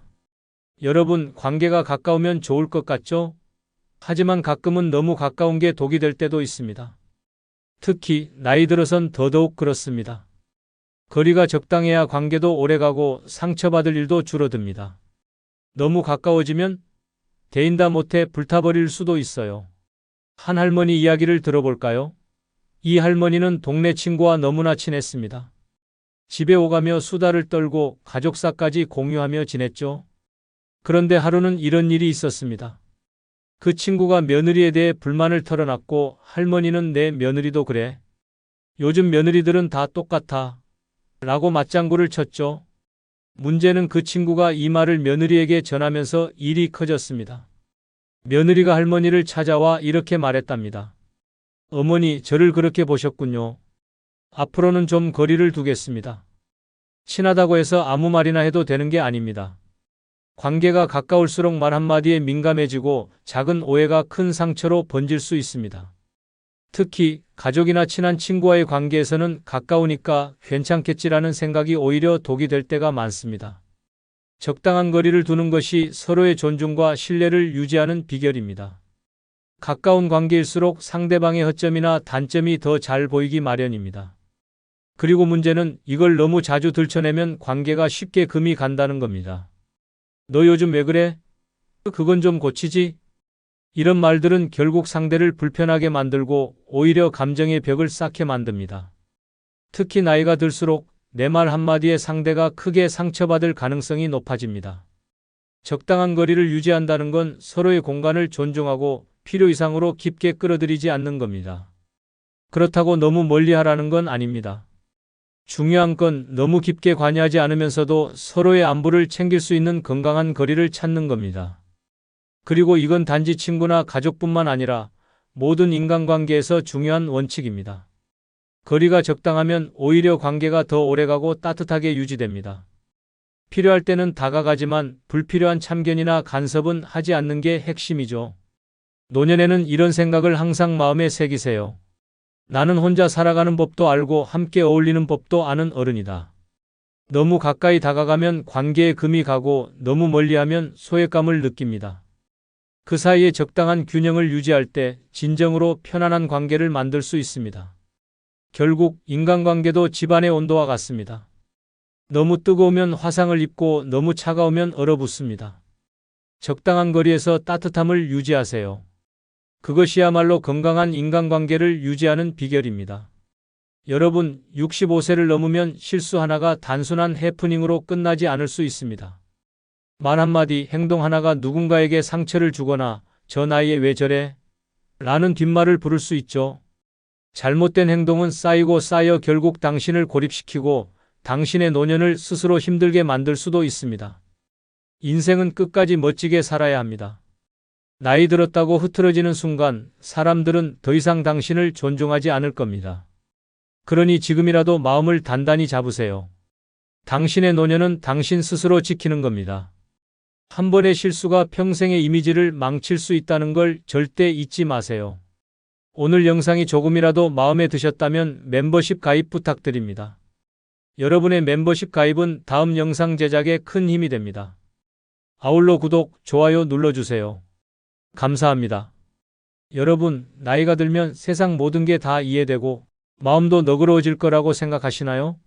하지만 솔직히 말해 그렇지 않죠. 여전히 가슴 한구석엔 억울하고 답답한 감정들이 남아 있습니다. 왜 그땐 나만 손해봤지? 저 사람은 아직도 사과 한마디 안 하네? 라는 생각들 한 번쯤 떠올려 보셨을 겁니다. 그런데 65세를 넘어서까지 이런 감정을 품고 사는 건 나에게만 독이 됩니다.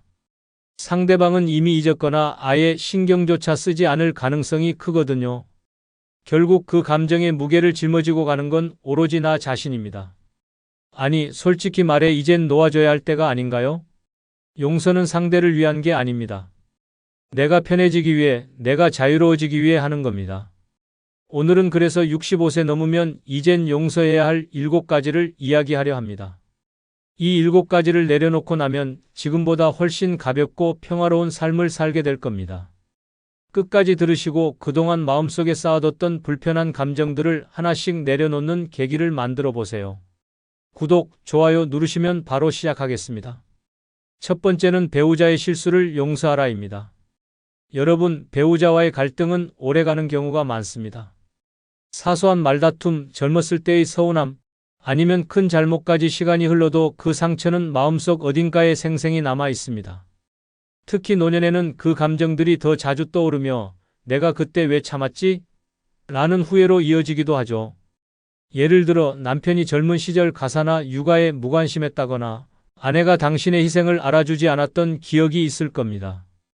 그땐 바쁘고 정신없어서 넘어갔다고 하지만 시간이 지나면 그때의 억울함과 서운함이 점점 커집니다.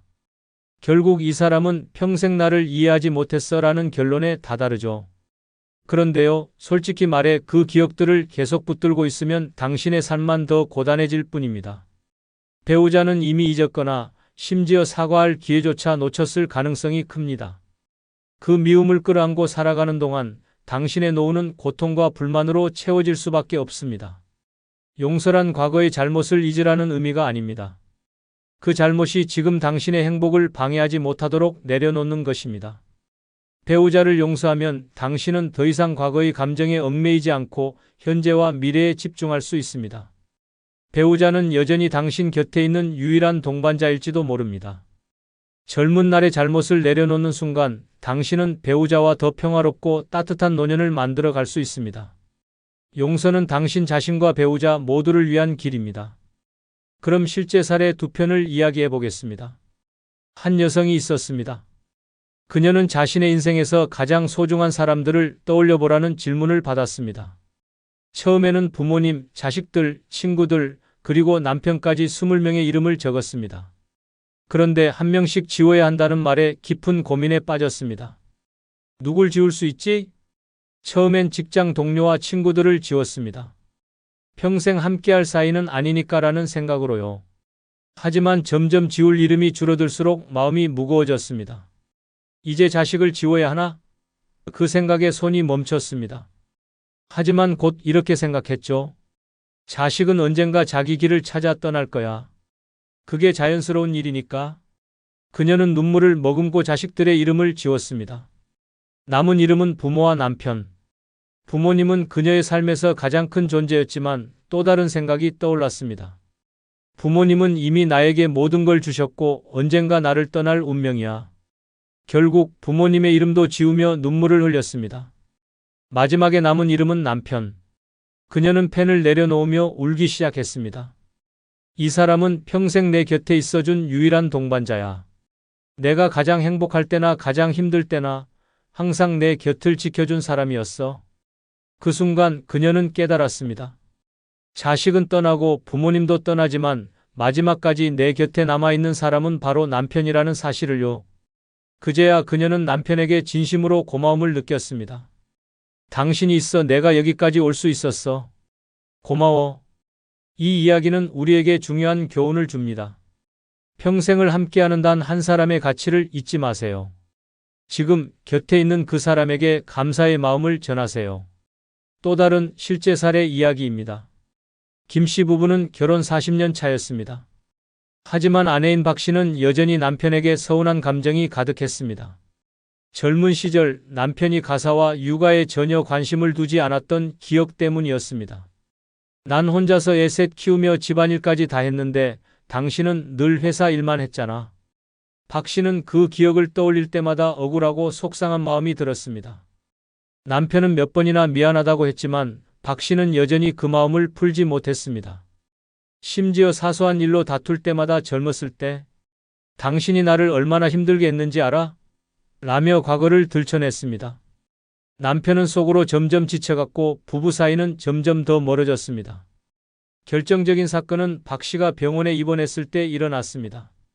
남편은 밤낮 없이 병실을 지키며 아내를 돌봤습니다. 그러던 어느 날 남편이 아내에게 이렇게 말했습니다. 평생 당신에게 미안한 마음을 안고 살았어. 지금이라도 용서받고 싶어. 그제야 박 씨는 깨달았습니다. 이 사람이 정말로 후회하고 있구나. 내가 이걸 계속 붙들고 있으면 우리 둘 다 행복하지 못하겠구나. 박 씨는 그날 남편을 진심으로 용서했고 이후 둘의 관계는 크게 달라졌습니다. 과거를 놓아주는 용기가 부부 사이를 다시 따뜻하게 만들어준 것이었죠. 용서는 상대를 위한 것이기도 하지만 결국 내 마음을 평화롭게 만드는 선택입니다. 두 번째는 가족에게 받았던 상처를 용서하라입니다. 여러분, 가족이란 존재가 가장 가깝지만 때로는 가장 큰 상처를 주는 사람들이기도 하죠. 자식들이 부모의 희생을 당연하게 여길 때, 형제끼리 다툼으로 관계가 틀어질 때, 아니면 배우자가 당신의 노력을 인정하지 않았을 때 그 상처들은 쉽게 잊히지 않습니다.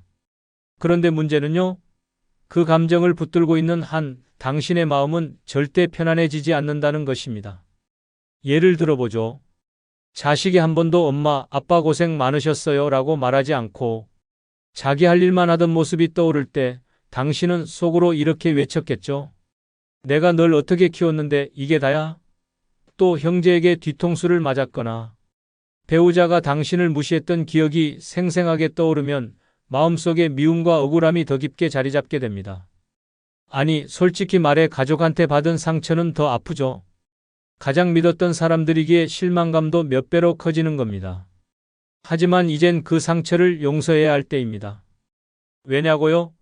미움을 붙들고 사는 동안 상처를 준 사람들은 이미 잊었거나 심지어 신경조차 쓰지 않을 가능성이 크니까요. 결국 그 미움의 무게를 짊어지고 가는 건 오로지 당신입니다. 용서는 그들이 잘못한 걸 잊겠다는 게 아니라 그 잘못이 더 이상 당신의 삶을 방해하지 않도록 내려놓는 것입니다. 가족이 준 상처는 쉽게 사라지지 않지만 용서를 통해 당신은 그 감정에서 해방될 수 있습니다. 지금은 미움이 아닌 평화를 선택할 시간입니다. 그럼 실제 사례를 한 편 소개해 드리겠습니다. 70대의 이 씨는 자식들에게 서운한 감정이 가득했습니다. 은퇴 후 자신이 자식들을 위해 해준 모든 것들이 당연하게 여겨졌다고 느꼈기 때문입니다. 아빠가 돈 대줄 테니 공부 열심히 해라며 뒷바라지했지만 막상 자식들은 성인이 된 뒤 전화 한 통 없었습니다. 명절에도 이번엔 못 가요. 바빠서요라는 말만 들렸죠. 결국 이 씨는 자식들에게 점점 냉담해지기 시작했습니다. 자식들이 집에 오겠다고 하면 오지 마라. 어차피 나를 생각도 안 하는 놈들이라며 문전박대했고 그런 일이 반복되면서 자식들은 정말로 발길을 끊었습니다. 아니, 솔직히 말해 이 씨가 서운한 건 이해됩니다. 하지만 이젠 그 감정을 놓아야 할 때였습니다. 자식들은 부모가 바라는 대로 완벽히 행동하지 않을 수도 있습니다. 하지만 자식들이 부족한 부분보다 당신이 준 사랑을 떠올릴 수 있는 부모가 되는 것이 더 중요합니다. 이 씨는 뒤늦게 깨달았습니다. 내가 너무 미움을 품고 살았구나. 내 자식들이 미워서가 아니라 내 마음이 무거워서 더 힘들었네. 그 후 그는 자식들에게 먼저 연락을 하기 시작했고 조금씩 관계가 회복되면서 평화로운 노년을 맞이할 수 있었습니다. 가족에게 받은 상처는 결국 내 평화를 깨뜨리는 칼이 됩니다. 내려놓고 더 가벼운 삶을 선택하세요. 세 번째는 친구와의 갈등을 용서하라입니다. 여러분, 친구란 평생을 함께할 수 있는 소중한 존재지만 때로는 친구와의 관계에서 받은 상처가 오히려 가족보다 더 깊게 남을 때가 있습니다. 약속을 어기거나 험담을 했다거나 혹은 돈 문제로 다툰 일이 떠오르시나요? 이 갈등들은 시간이 지나도 쉽게 잊히지 않습니다. 예를 들어 친했던 친구가 어려운 시절 도움을 요청했는데 막상 그 친구가 형편이 나아진 뒤엔 당신을 외면했다고 해봅시다. 내가 그때 얼마나 도와줬는데 이제 와서 나를 모른 척해? 라는 서운함이 쌓이면 그 친구를 떠올리는 것만으로도 화가 날 겁니다. 결국 그 관계는 끝나버리고 당신 마음속엔 상처만 남습니다. 하지만 솔직히 말해 그 미움을 붙들고 있는 동안 당신은 더 고립될 가능성이 큽니다. 친구를 미워하며 혼자 있는 시간이 늘어나고 점점 더 외로움에 빠질 수 있습니다. 친구와의 갈등을 용서한다는 건 반드시 그 관계를 회복하라는 의미는 아닙니다. 다만 그 갈등이 당신의 마음을 무겁게 하지 않도록 내려놓으라는 뜻입니다. 어떤 친구는 떠났을지라도 그 친구를 용서하고 미련을 버리는 순간 당신은 더 나은 관계를 만들 힘을 얻게 됩니다. 용서란 친구와 다시 가까워지는 게 아니라 스스로의 평화를 위한 선택입니다. 친구와의 갈등을 내려놓고 당신의 노후를 더 가볍고 행복하게 만들어 보세요. 그럼 실제 사례 한 편을 소개하겠습니다. 김 씨는 평생 가장 친했던 친구 영희와 10년째 말을 섞지 않고 있었습니다. 이유는 사소했습니다. 60대 초반 여행을 가기로 한 날 영희가 갑자기 약속을 취소하면서 김 씨는 큰 실망을 했죠. 내가 얼마나 기다린 여행인데. 영희는 바쁜 사정을 설명했지만 김 씨는 진정한 친구라면 나를 이렇게 실망시키지 않았을 것이라며 마음의 문을 닫았습니다. 시간이 흘렀지만 김 씨는 여전히 영희를 떠올리면 씁쓸한 마음이 들었습니다. 하지만 어느 날 다른 친구와의 대화에서 이런 말을 듣게 되었습니다. 김 씨, 소중한 친구 하나쯤은 인생에 있어야 하지 않아? 나이 들어갈수록 더 그래. 그 말이 이상하게 마음에 꽂혔습니다. 김 씨는 문득 생각했습니다. 내가 너무 큰 기대를 한 걸까? 영희도 최선을 다했을 텐데 왜 그때 그렇게 화를 냈을까? 결국 김 씨는 용기를 내어 영희에게 연락했습니다. 처음엔 서먹했지만 곧 서로 웃으며 그때의 일을 이야기하게 되었죠. 영희는 이렇게 말했습니다. 사실 나도 내가 그때 너무 화를 내서 서운했어. 하지만 연락이 와서 정말 반가워. 그 후 둘은 예전처럼 가까워졌습니다. 김 씨는 깨달았습니다.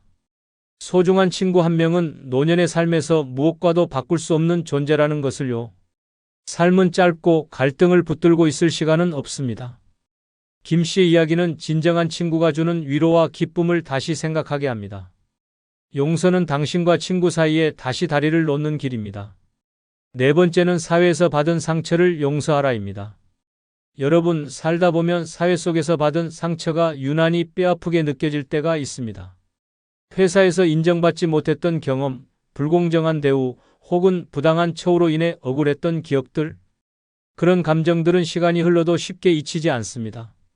아니, 솔직히 말해 그 상처들은 여전히 내 자존심을 찌르는 가시처럼 느껴질 겁니다.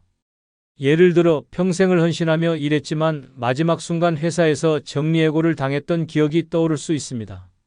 그렇게 열심히 일했는데 나를 이렇게 내쫓다니? 라는 분노와 실망이 당신을 괴롭히겠죠.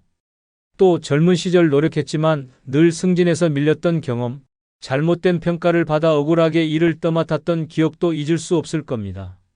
하지만 그 감정을 계속 품고 있으면 그 억울함은 지나간 상처가 아닌 현재의 짐이 됩니다. 사회에서 받았던 불공평함을 떠올릴 때마다 당신은 여전히 그곳에 갇혀 있는 겁니다. 용서는 그들을 위해 하는 것이 아닙니다. 나 자신이 더 이상 그 과거에 얽매이지 않기 위해 하는 겁니다. 그 상처를 떠올리며 힘들어하는 동안 상처를 준 사람들은 이미 당신을 잊었거나 신경조차 쓰지 않을 가능성이 높습니다. 그 억울함을 내려놓아야 당신의 노후가 가벼워지고 더 자유로워질 수 있습니다. 사회에서 받은 상처를 내려놓는 것은 과거에 대한 포기가 아니라 지금의 나를 위해 더 나은 선택을 하는 것입니다. 이제는 그 감정을 놓아주고 당신의 삶을 채울 새로운 행복을 찾아보세요. 여러분, 65세 넘어서도 마음속에 미움을 꽁꽁 싸매고 있다면 솔직히 말해 그건 스스로를 괴롭히는 일입니다. 상대방은 이미 잊었거나 신경조차 쓰지 않고 살고 있을 가능성이 크거든요. 그런데 나는 그 감정을 붙들고 그 사람의 이름만 들어도 속이 뒤집히고 밤에 누워 그때 그 말을 떠올리며 혼자 분노하고 있죠. 아니, 그게 무슨 짓입니까? 용서는 상대를 위한 것이 아닙니다. 나를 위한 것입니다. 용서를 통해 내가 가볍고 평화로워지기 위해서죠. 아직은 용서 못하겠어 라고 생각할지 몰라도 그 미움을 언제까지 안고 살 겁니까? 70, 80까지? 결국 내 남은 삶이 그 감정에 갇혀버리는 건데요. 그렇게 따지면 용서하지 않는 건 상대에게 평생 공짜로 내 마음의 방을 세주는 꼴입니다. 그 방을 치우고 내 마음을 편하게 쓸 때가 되지 않았나요? 용서는 집안의 낡은 가구를 치우고 새로운 공기를 들이는 일입니다. 노년의 시간은 점점 줄어들고 있습니다. 이제는 그 미움의 돌덩이를 내려놓고 가볍게 남은 길을 걸어가세요. 65세 이후의 삶은 당신의 평화를 위해 써야 합니다. 더 이상 누구도 무엇도 내 마음을 어지럽히지 못하게 하세요. 지금 그 미움을 내려놓고 나만의 평화로운 세상을 시작하세요. 마지막으로 구독, 좋아요 누르시면 영상을 마치겠습니다. 여러분, 지금 집안을 한번 둘러보세요. 여기저기 쌓여있는 물건들 중 정말 다 필요한 것들일까요? 아니면 그냥 자리를 차지하며 집안의 에너지를 망치고 있는 짐 같은 물건들일까요? 언젠가 쓸지도 몰라. 이건 추억이 깃든 물건이야. 이런 이유로 쌓아두다 보면 어느새 집은 창고가 되고 삶은 무거운 짐에 눌리게 됩니다. 특히 65세 이후엔 삶이 더 단순하고 가벼워져야 합니다. 그런데 쓸모없는 물건들로 가득 찬 집에서 하루하루를 보낸다면 어떨까요? 공간은 답답하고 마음은 무겁고 불편함만 늘어날 뿐입니다. 게다가 이런 물건들은 단순히 자리만 차지하는 게 아니라 집안에 나쁜 기운을 몰고 오고 긍정적인 기운까지 막아버리는 존재가 될 수 있습니다. 그래서 오늘은 65세 이후에 꼭 버려야 할 물건 10가지를 이야기해 보려 합니다. 지금 당장 정리하지 않으면 이 물건들이 당신의 삶을 더 답답하게 만들지도 모릅니다. 끝까지 함께 하시고 지금 바로 삶을 가볍게 만드는 첫걸음을 시작해 보세요. 구독, 좋아요 누르시면 시작하겠습니다. 첫 번째 물건은 쓰지도 입지도 않는 옷들입니다. 여러분, 옷장 한번 열어보세요. 그 안에 몇 년 동안 한 번도 입지 않은 옷들이 몇 벌이나 있나요? 아니, 솔직히 말해 옷장에 옷이 꽉 차 있는데 정작 입는 건 몇 벌 되지 않죠? 그렇다면 그 나머지 옷들은 도대체 왜 옷장 안에 자리 잡고 있는 걸까요? 많은 분들이 이런 말을 하실 겁니다. 이건 언젠가 입을지도 몰라. 옛날에 이거 참 비싸게 주고 샀는데. 하지만 현실은요? 몇 년 동안 한 번도 입지 않은 옷은 앞으로도 입지 않을 가능성이 99.9%입니다. 특히 사이즈가 안 맞거나 유행이 지난 옷들은 이제 더 이상 당신의 스타일과도 맞지 않을 겁니다.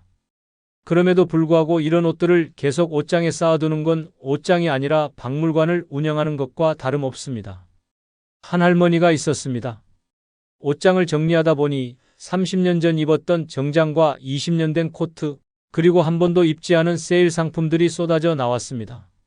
언젠가 입겠지라는 생각으로 쌓아둔 결과 옷장 안은 이미 그녀가 감당할 수 없는 혼돈 그 자체가 되었죠.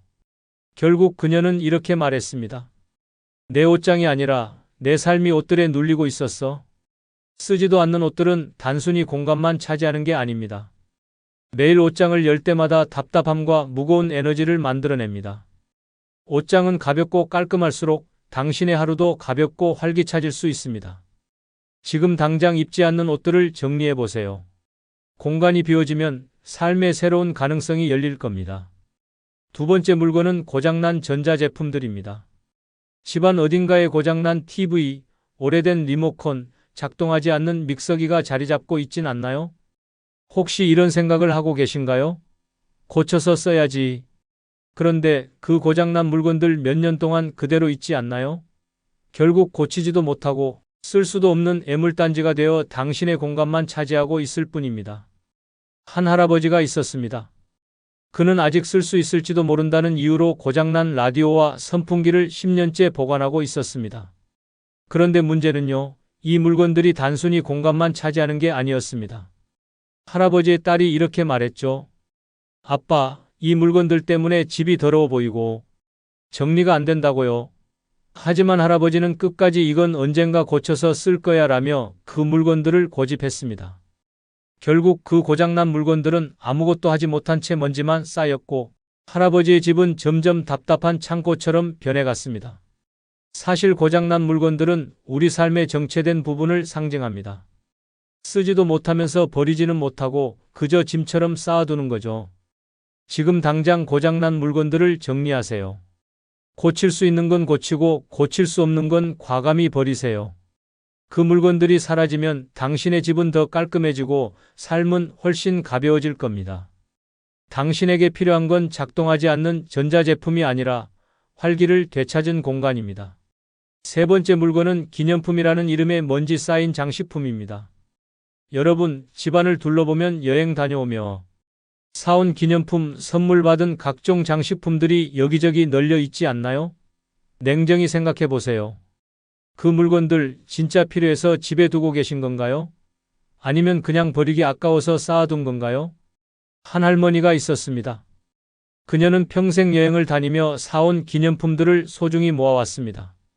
작은 도자기, 나무로 만든 동물 모형, 이상하게 생긴 조각상까지 방 곳곳에 자리를 차지하고 있었죠. 그런데 문제는 이 기념품들이 단순히 먼지 쌓이는 짐으로 전락해버렸다는 겁니다. 그녀는 청소할 때마다 한숨을 쉬며 이렇게 말했습니다. 이걸 다 치우느라 하루가 다가. 그런데 막상 버리려고 하면 또 아깝고. 사실 이런 기념품들은 처음엔 추억을 떠올리게 하는 소중한 물건일 수 있습니다. 하지만 시간이 지나면 그냥 왜 내가 이걸 샀을까? 라는 후회만 남을 뿐입니다. 게다가 기념품이 많아지면 집은 어느새 박물관도 아니고 쓰레기장도 아닌 애매한 공간으로 변합니다. 기념품은 추억으로만 남겨두세요. 실제로 쓸모없고 보기만 해도 답답한 물건은 과감히 정리하세요. 기억은 마음속에 저장하면 됩니다. 집은 기억이 아니라 당신의 현재와 미래를 위한 공간입니다. 기념품이라는 이름에 먼지 쌓인 장식품들을 치우는 순간 당신의 공간은 다시 숨을 쉬기 시작할 겁니다. 네 번째 물건은 기한 지난 약과 화장품입니다. 욕실 선반을 열어보세요. 한 번도 쓰지 않은 샴푸, 유통기한이 지난 영양제, 다 쓴 줄도 모른 채 쌓여있는 립스틱, 혹시 이런 것들이 자리를 차지하고 있지 않나요? 아니, 솔직히 말해 이런 물건들을 왜 아직도 버리지 못하고 계신 거죠? 언젠가 쓸지도 몰라라는 착각 때문인가요? 한 할아버지가 있었습니다. 건강을 위해 사놓은 영양제가 가득했지만 정작 다 먹지도 못한 채 몇 년째 선반에 쌓여 있었죠. 그중 일부는 유통기한이 5년이나 지나 있었습니다. 더 황당한 건 그 약들을 버리려 했더니 할아버지가 이렇게 말했답니다. 아깝잖아. 이거 비싸게 샀는데.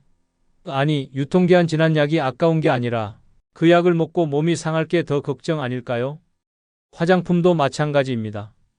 오래된 립스틱, 굳어버린 크림, 기한이 지나 색이 변한 선크림. 이런 것들은 피부에 해로울 뿐 아니라 보기에도 지저분합니다. 사실 이런 물건들이 욕실이나 화장대에 쌓여 있으면 공간만 차지할 뿐 실제로는 아무런 쓸모도 없습니다. 기한 지난 약과 화장품은 과감히 정리하세요. 그 물건들이 사라지면 욕실과 화장대가 더 깔끔해지고 당신의 삶도 더 단순해질 겁니다. 쓸모없는 것들은 놓아주고 지금 당신에게 필요한 공간을 되찾으세요. 삶은 비울수록 가벼워집니다. 다섯 번째 물건은 오래된 책과 잡지입니다. 책장에 꽂힌 책들을 한번 보세요. 혹시 겉은 먼지로 가득하고 속은 펼쳐보지도 않은 채 몇 년째 자리만 차지하고 있는 책들이 있지 않나요? 그리고 여기저기 쌓인 오래된 잡지들. 솔직히 말해 그 책과 잡지들 다시 읽어볼 계획이 있긴 한가요? 아니면 언젠가 읽을지도 몰라라는 희망 속에 그냥 방치하고 있는 건가요? 한 할아버지가 있었습니다. 그는 집안에 30년간 모아둔 책과 잡지들로 벽 한 면이 꽉 차 있었죠. 하지만 문제는요, 그중 90%는 이미 필요 없어진 내용이거나 읽을 생각조차 없는 것들이었습니다. 할아버지는 이렇게 말했습니다. 책은 지식의 창고잖아. 버리면 왠지 내 머리도 비워질 것 같아. 하지만 정작 할아버지는 그 책들 중 하나도 다시 펼쳐보지 않았습니다. 결국 그 책들은 그의 집을 어수선하게 만드는 먼지의 창고일 뿐이었습니다. 책이 소중하다는 건 누구나 알지만 오래되고 다시 읽지 않을 책은 그냥 무거운 짐입니다. 그리고 잡지요? 이미 내용이 시대에 뒤떨어진 기사들이 대부분입니다. 그 잡지들이 그 자리에 있는 이유는 단 하나, 버리기 귀찮아서입니다. 지금 당장 책장을 정리해 보세요. 읽고 싶지 않은 책과 잡지는 과감히 버리거나 필요한 사람들에게 나눠주세요. 비워진 책장을 보면 당신의 마음도 더 가벼워질 겁니다. 책과 잡지는 지식이 아니라 공간을 가득 채울 때 당신을 묶어두는 족쇄가 될 수 있습니다. 여섯 번째 물건은 쓸모없는 주방용품입니다. 여러분, 주방 서랍을 열어보세요. 사용하지 않는 플라스틱 통, 안 쓰는 도구, 오래된 그릇. 도대체 왜 이런 물건들이 여전히 주방 한쪽을 차지하고 있는 걸까요? 아니, 솔직히 말해요. 그 물건들 마지막으로 쓴 게 언제인지 기억조차 안 나지 않나요? 한 할머니가 있었습니다. 그녀는 몇 년 전 구입한 주방용품들을 한 번도 사용하지 않고 쌓아두기만 했죠.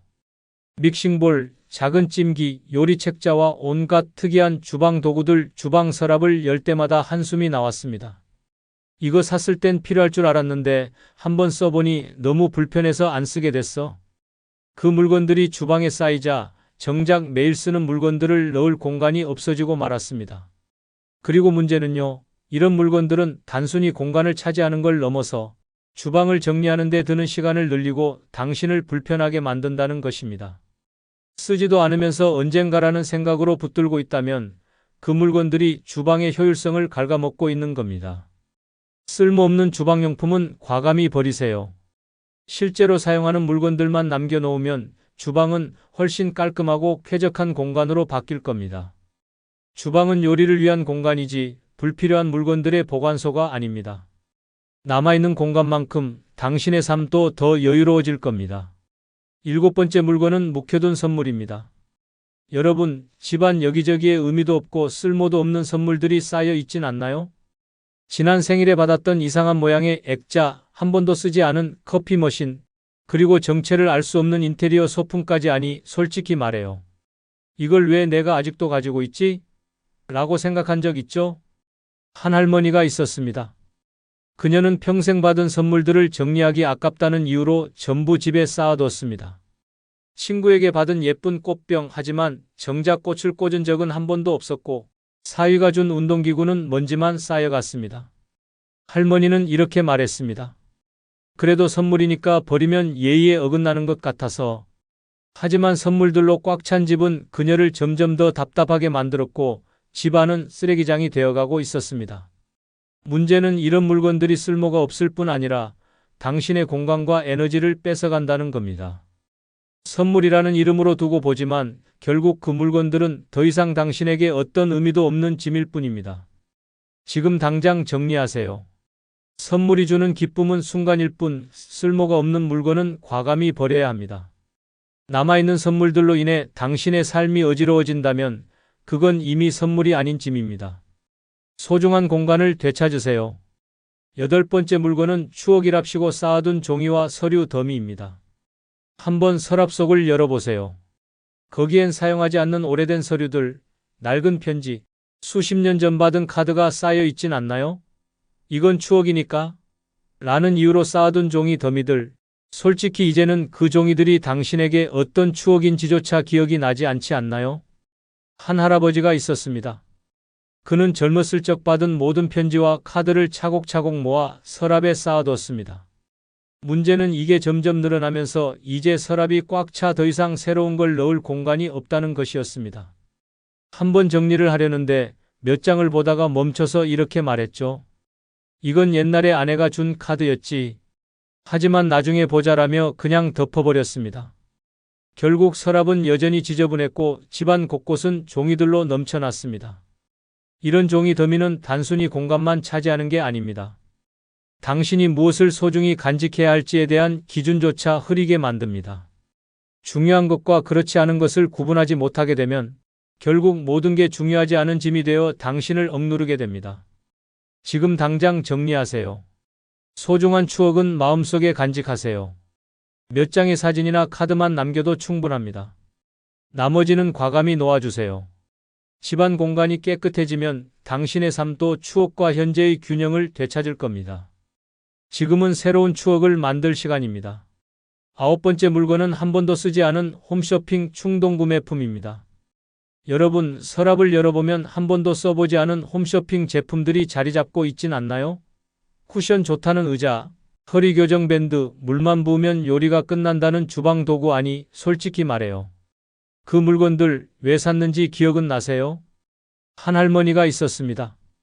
그녀는 홈쇼핑을 즐겨보다가 이건 정말 필요하겠다 는 생각에 이것저것 주문하곤 했습니다. 그런데 집에 쌓인 물건들을 다시 보니 허리 교정 밴드는 한 번도 꺼내지 않았고 사은품으로 받은 접이식 스탠드는 먼지만 쌓여 있었습니다. 할머니는 혼잣말로 이렇게 중얼거렸습니다. 분명 필요할 줄 알았는데 이걸 내가 왜 샀을까? 문제는 이런 물건들이 한두 개로 끝나지 않는다는 겁니다. 홈쇼핑 충동구매는 마치 눈덩이처럼 불어나 결국 집안 곳곳에 쌓이게 됩니다. 그 물건들은 단순히 자리만 차지하는 게 아니라 당신의 소비 습관을 돌아보게 만드는 불편한 거울이 되기도 하죠. 지금 당장 정리하세요. 한 번도 쓰지 않은 물건은 앞으로도 쓰지 않을 가능성이 99.9%입니다. 그 물건들로 꽉 찬 서랍을 비우면 당신의 공간과 마음도 더 가벼워질 겁니다. 쓸모없는 물건은 버리고 필요 없는 소비를 멈추세요. 당신의 집과 삶이 훨씬 깔끔해질 겁니다. 10번째 물건은 오래된 전자기기와 충전기입니다. 집안 구석구석에 고장난 스마트폰, 옛날 디지털 카메라, 정체를 알 수 없는 충전기들이 숨어 있지 않나요? 혹시 몰라서라는 이유로 버리지 못하고 쌓아둔 전자기기들. 아니, 솔직히 말해요. 그거 다 쓸 일 없잖아요? 한 할아버지가 있었습니다. 그는 평생 전자기기를 좋아해서 다양한 스마트폰과 태블릿을 구매했지만 고장이 나거나 구형이 된 제품을 버리지 못하고 쌓아두었습니다. 할아버지의 서랍에는 충전기도 수십 개나 있었죠. 문제는 이 많은 충전기 중에 어느 것이 어느 기기의 것인지도 알 수 없었다는 겁니다. 결국 그는 이렇게 말했습니다. 혹시 몰라서 놔뒀는데 결국 한 번도 쓰지 않았네. 이런 물건들은 단순히 쓸모없는 공간 낭비일 뿐 아니라 집안을 더 혼란스럽게 만듭니다. 찾으려 해도 무엇이 어디 있는지 모르겠고 필요할 때도 정작 사용할 수 없는 경우가 대부분이죠. 게다가 고장난 전자기기를 방치하면 내부 배터리 문제로 안전사고의 위험까지 생길 수 있습니다. 지금 당장 오래된 전자기기와 충전기를 정리하세요. 쓸 수 없는 건 과감히 버리고 꼭 필요한 것만 남겨두세요. 비워진 공간 속에서 당신은 새로운 활력을 느낄 수 있을 겁니다. 삶에 쓸모없는 전자기기를 남겨두는 대신 더 가치 있는 시간을 채우세요. 여러분, 집안에 불필요한 물건들을 정리한다는 건 단순히 공간을 비우는 게 아닙니다. 내 삶을 가볍게 하고 마음의 평화를 찾는 일입니다. 고장난 전자기기, 쓰지 않는 옷, 쓸모없는 주방용품, 먼지만 쌓인 기념품. 이 모든 것들이 우리 삶에 숨겨진 스트레스 덩어리인 걸 아시나요? 물건은 우리를 돕기 위해 존재하는 것이지 우리를 짓누르는 족쇄가 되어선 안 됩니다. 그런데도 여전히 혹시 쓸 일이 있을지도 몰라라는 생각으로 물건들을 쌓아두고 있진 않으신가요? 솔직히 말해요. 그 물건들 지금 없어진다고 당신의 삶에 큰 변화가 생기겠어요? 아니죠. 정리하세요. 집안에 쌓인 물건들이 사라지면 당신의 마음도 더 깨끗해지고 매일의 일상이 더 가벼워질 겁니다. 오늘 버리는 물건 하나가 내일 더 행복한 공간을 만들어줍니다. 인생도 집안도 비울수록 여유가 생기고 진짜 중요한 것들로 채울 수 있는 법이죠. 그러니 오늘 우리 함께 결심해 봅시다. 지금 당장 내가 버려야 할 물건은 무엇일까? 당신의 집과 마음을 가볍게 만드는 첫걸음, 바로 오늘부터 시작하세요. 오늘 영상이 조금이라도 도움이 되셨다면 멤버십 가입 부탁드립니다. 멤버십 가입은 영상 제작에 큰 힘이 됩니다. 마지막으로 구독, 좋아요도 눌러주세요. 안녕히 계십시오. 여러분, 나이가 들면 베풀면서 살아야 한다라는 말 어디서 많이 들어보셨죠? 듣기엔 참 그럴싸합니다. 그런데요, 65세가 넘은 당신이 이 말을 철석같이 믿고 살다 보면 그 끝은 생각보다 끔찍할 수 있습니다. 처음엔 기분 좋게 시작했겠죠. 내가 가진 걸 나눠주면 사람들이 나를 더 좋아하고 복도 많이 받겠지라는 마음으로요. 하지만 현실은 냉정합니다. 한번 베풀기 시작하면 사람들은 점점 더 큰 기대를 걸게 되고 나중엔 그 기대가 당연한 권리로 바뀌는 순간이 옵니다. 더 심한 건 내가 그만두려고 하면 왜 이제 안 해요? 라며 비난하거나 멀어지는 사람도 생긴다는 거예요. 그리고 끝없는 요구는 내 건강, 재산, 에너지까지 갉아먹습니다. 내가 베푸는 게 그들에게 당연하면서 호구 취급당하고 심지어 내 도움을 이용하려는 사기꾼들까지 몰려들게 됩니다. 베푸는 삶이 오히려 내 노후에 가장 큰 위협이 될 수 있다는 거죠. 오늘은 그래서 65세 이후에 남들에게 이것저것 베풀며 살면 절대 안 되는 7가지 이유를 이야기해 보려고 합니다. 이 내용을 듣고 나면 베풀면서 살아야 한다는 그 고정관념을 당장 깨고 싶어질 겁니다. 내 인생을 지키기 위해 지금부터라도 현명하게 살아야 하지 않을까요? 끝까지 들어보세요.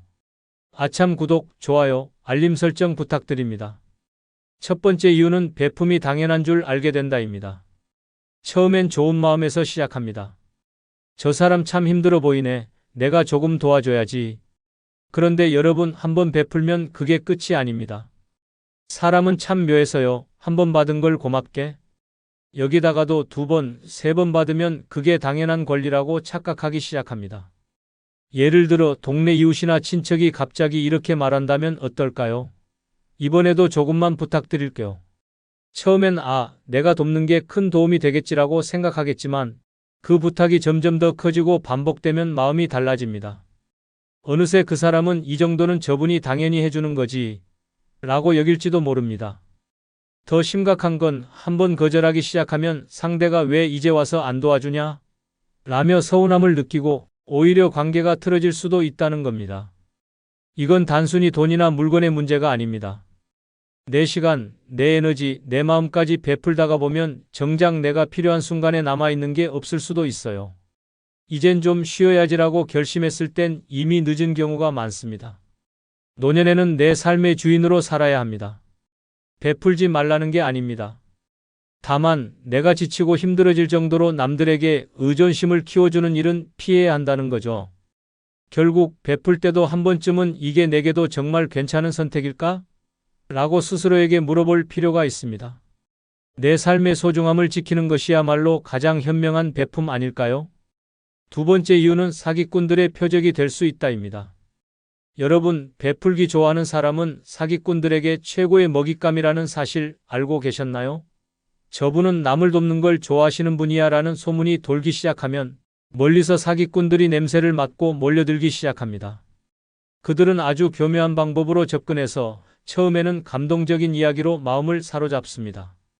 예를 들어 제가 정말 어려운 처지에 놓였는데 도와주신다면 평생 은혜를 갚겠습니다라며 눈물까지 보일 수 있습니다. 처음엔 진심 같아서 도와줬는데 한 번 도와주고 나면 그 다음엔 사실 더 큰 문제가 있어서요라는 말을 들으며 점점 더 깊이 얽히게 됩니다. 여기서 끝나면 다행이죠. 사기꾼들은 겉으론 딱하고 불쌍한 모습을 보여주면서 속으로는 내가 가진 돈이나 자산을 어떻게 끌어낼지 계산하고 있을지도 모릅니다.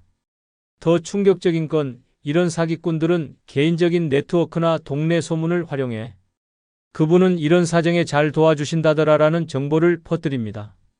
그 결과 한두 명이 아니라 여러 명의 사기꾼들이 순서대로 접근해오는 연속적인 타격을 받을 수도 있다는 겁니다.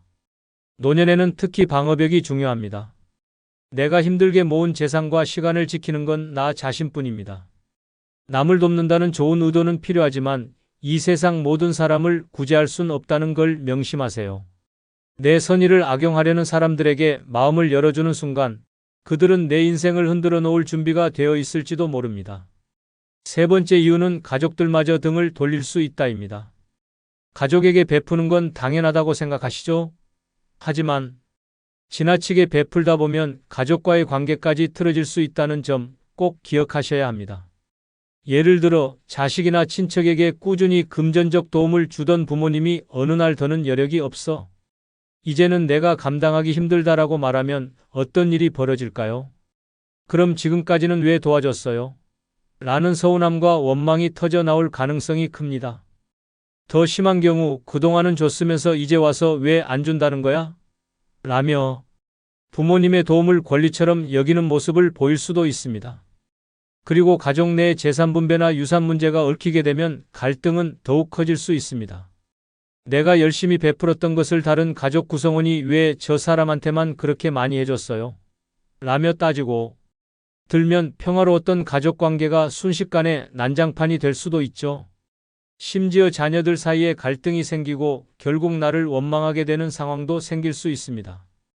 더 큰 문제는 내가 가족들에게 너무 많이 베풀다 보면 정작 나 자신을 돌볼 여력이 없어진다는 겁니다. 그러면 내가 진짜 어려운 상황에 처했을 때 과연 가족들이 나를 도와줄까요?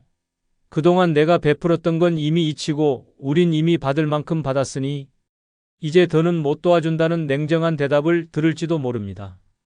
노년에는 가족과의 관계에서도 균형이 중요합니다. 지나치게 베풀며 희생하면 오히려 가족들이 나를 소홀히 대할 가능성이 높습니다. 내 소중한 가족 관계를 지키려면 때로는 도움의 선을 긋는 용기도 필요하다는 걸 꼭 기억하세요. 네 번째 이유는 내 노후 자금이 바닥날 수 있다입니다. 여러분, 노후 자금은 평생의 안전망입니다. 젊었을 때 열심히 일하고 모으고 아껴서 만든 돈이죠. 그런데 이 소중한 노후 자금을 베푸느라 줄줄 새게 만든다면 그 끝이 어떻게 될지 상상해 보셨나요? 내 노후가 불안과 걱정으로 가득 찰 수도 있습니다. 처음엔 작은 금액으로 시작됩니다. 조금 도와주는 건 괜찮겠지라며 몇 번 베풀었는데 어느새 그 금액이 점점 커지고 반복되면서 내가 예상하지 못한 속도로 돈이 빠져나가기 시작합니다. 통장을 볼 때마다 이 정도 금액이면 아직 괜찮아라고 스스로 위안할지도 모르죠. 그런데 문제가 생기는 순간은 따로 있습니다. 갑자기 큰 병원비나 예기치 못한 사고 혹은 오래된 집의 수리 같은 나를 위한 큰 지출이 필요할 때 통장 잔고가 바닥난 걸 깨닫는 그 순간입니다. 내가 힘들게 모아둔 돈이 남을 위해 줄줄 새어나갔다는 걸 깨닫는 건 그야말로 충격적인 경험이 될 겁니다. 더욱 안타까운 건 이렇게 베푼 돈이 내게 돌아오지 않는다는 점입니다. 내가 저 사람을 이렇게 도왔으니 나중에 조금이라도 갚아주겠지? 라고 생각한다면 큰 오산입니다. 노년에 돈이 줄어드는 건 남 탓이 아니라 결국 나의 잘못된 선택에서 시작되는 경우가 많습니다. 노후 자금은 나를 위한 보험입니다. 내 평화, 내 건강, 내 삶의 질을 지키는 유일한 버팀목이죠. 남을 위해 쓰는 건 좋지만 내 노후를 위협할 만큼 줄줄 센다면 그건 절대 멋진 일이 아닙니다. 내 노후를 먼저 지키는 것이 나를 위한 최고의 베풀미라는 걸 잊지 마세요. 5번째 이유는 내 삶이 뒷전으로 밀릴 수 있다입니다. 나이가 들수록 가장 중요한 건 나를 돌보는 일입니다. 그런데 남들에게 이것저것 베풀다 보면 어느새 내 삶이 뒤로 밀려나는 상황이 생깁니다.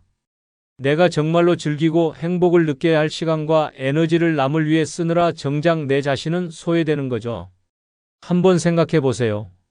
동네 사람들에게 베푸느라 모임이나 행사 준비에 시간을 쏟고 자식이나 친척을 돕느라 매달 생활비에서 적지 않은 돈을 빼주고 친구들에게도 늘 먼저 손을 내밀고 있다면 과연 내 시간과 돈, 에너지는 어디로 가고 있을까요? 결국 내가 하고 싶은 여행, 배우고 싶은 취미, 먹고 싶은 맛있는 음식은 나중으로 미뤄지게 됩니다. 더 심각한 문제는 이런 일이 반복되면 나 스스로도 내가 하고 싶은 걸 해도 되나? 라는 생각을 하게 된다는 겁니다. 남들이 기대하고 있으니 내가 이걸 포기해야겠지라며 내 삶의 우선순위를 점점 포기하게 되는 거죠. 이건 노년에 가장 피해야 할 상황입니다. 노년은 평생 열심히 살아온 나에게 주는 선물 같은 시기인데 내가 나를 돌보지 않는다면 누가 돌봐줄까요?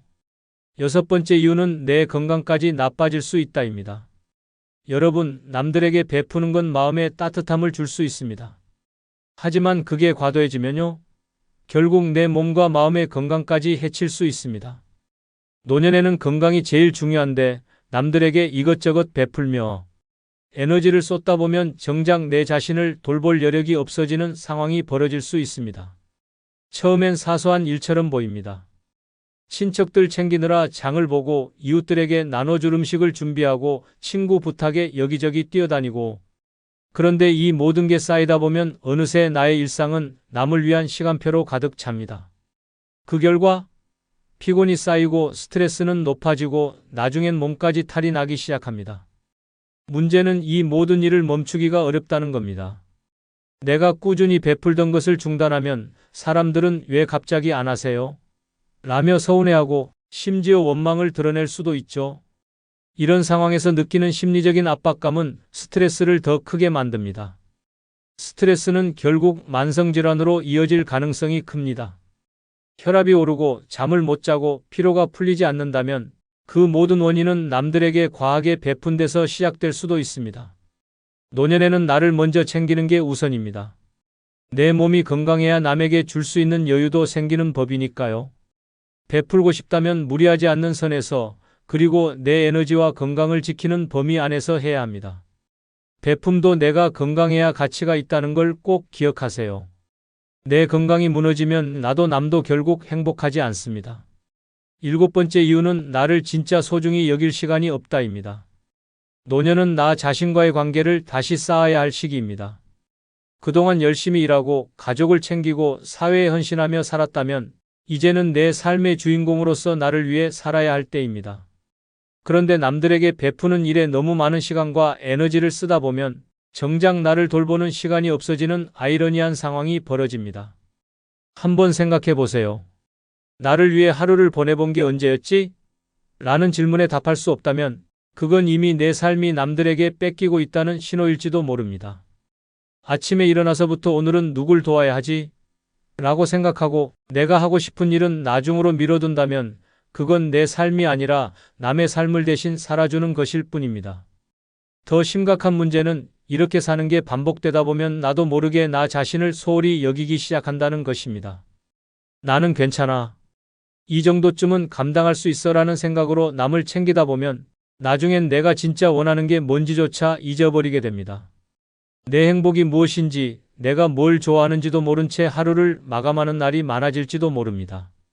노년에는 내가 나를 돌보고 나를 소중히 여기는 시간이 가장 필요합니다. 내가 나를 돌보지 않으면 아무도 대신 내 행복을 책임져 주지 않습니다.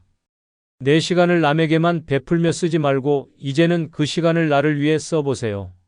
내가 나를 사랑하고 나를 위해 살아갈 때 비로소 진정한 행복과 여유를 찾을 수 있을 겁니다. 결국 노년에 가장 중요한 건 나 자신을 위한 삶입니다. 남들에게 베풀며 사는 게 분명 뿌듯하고 보람 있는 일일 수 있습니다. 하지만 지나치면요, 내 삶은 점점 소모되고 정작 나를 위해 쓸 시간과 에너지가 사라지게 됩니다. 생각해 보세요. 내가 베푼 걸 진심으로 감사해야 하고 그걸로 더 나은 삶을 만들어가는 사람이 얼마나 될까요? 현실은 냉정합니다. 한 번 받은 걸 당연히 여기는 사람, 더 큰 요구를 하는 사람, 심지어 내가 힘들 때는 슬쩍 떠나버리는 사람도 있을 겁니다. 노년은 평생 나를 위해 살지 못했던 시간에 대한 보상 같은 시기입니다. 이젠 남보다 나를 먼저 챙기고 내가 진짜 하고 싶은 일에 시간을 써야 할 때죠. 남을 돕는 것도 중요하지만 내 건강, 내 행복, 내 삶을 지키는 것이 가장 중요한 베풀미라는 걸 꼭 기억하세요. 여러분, 이젠 내 인생의 주인공으로 살아가야 할 시간입니다. 마지막으로 구독, 좋아요, 알림 설정 부탁드립니다. 감사합니다.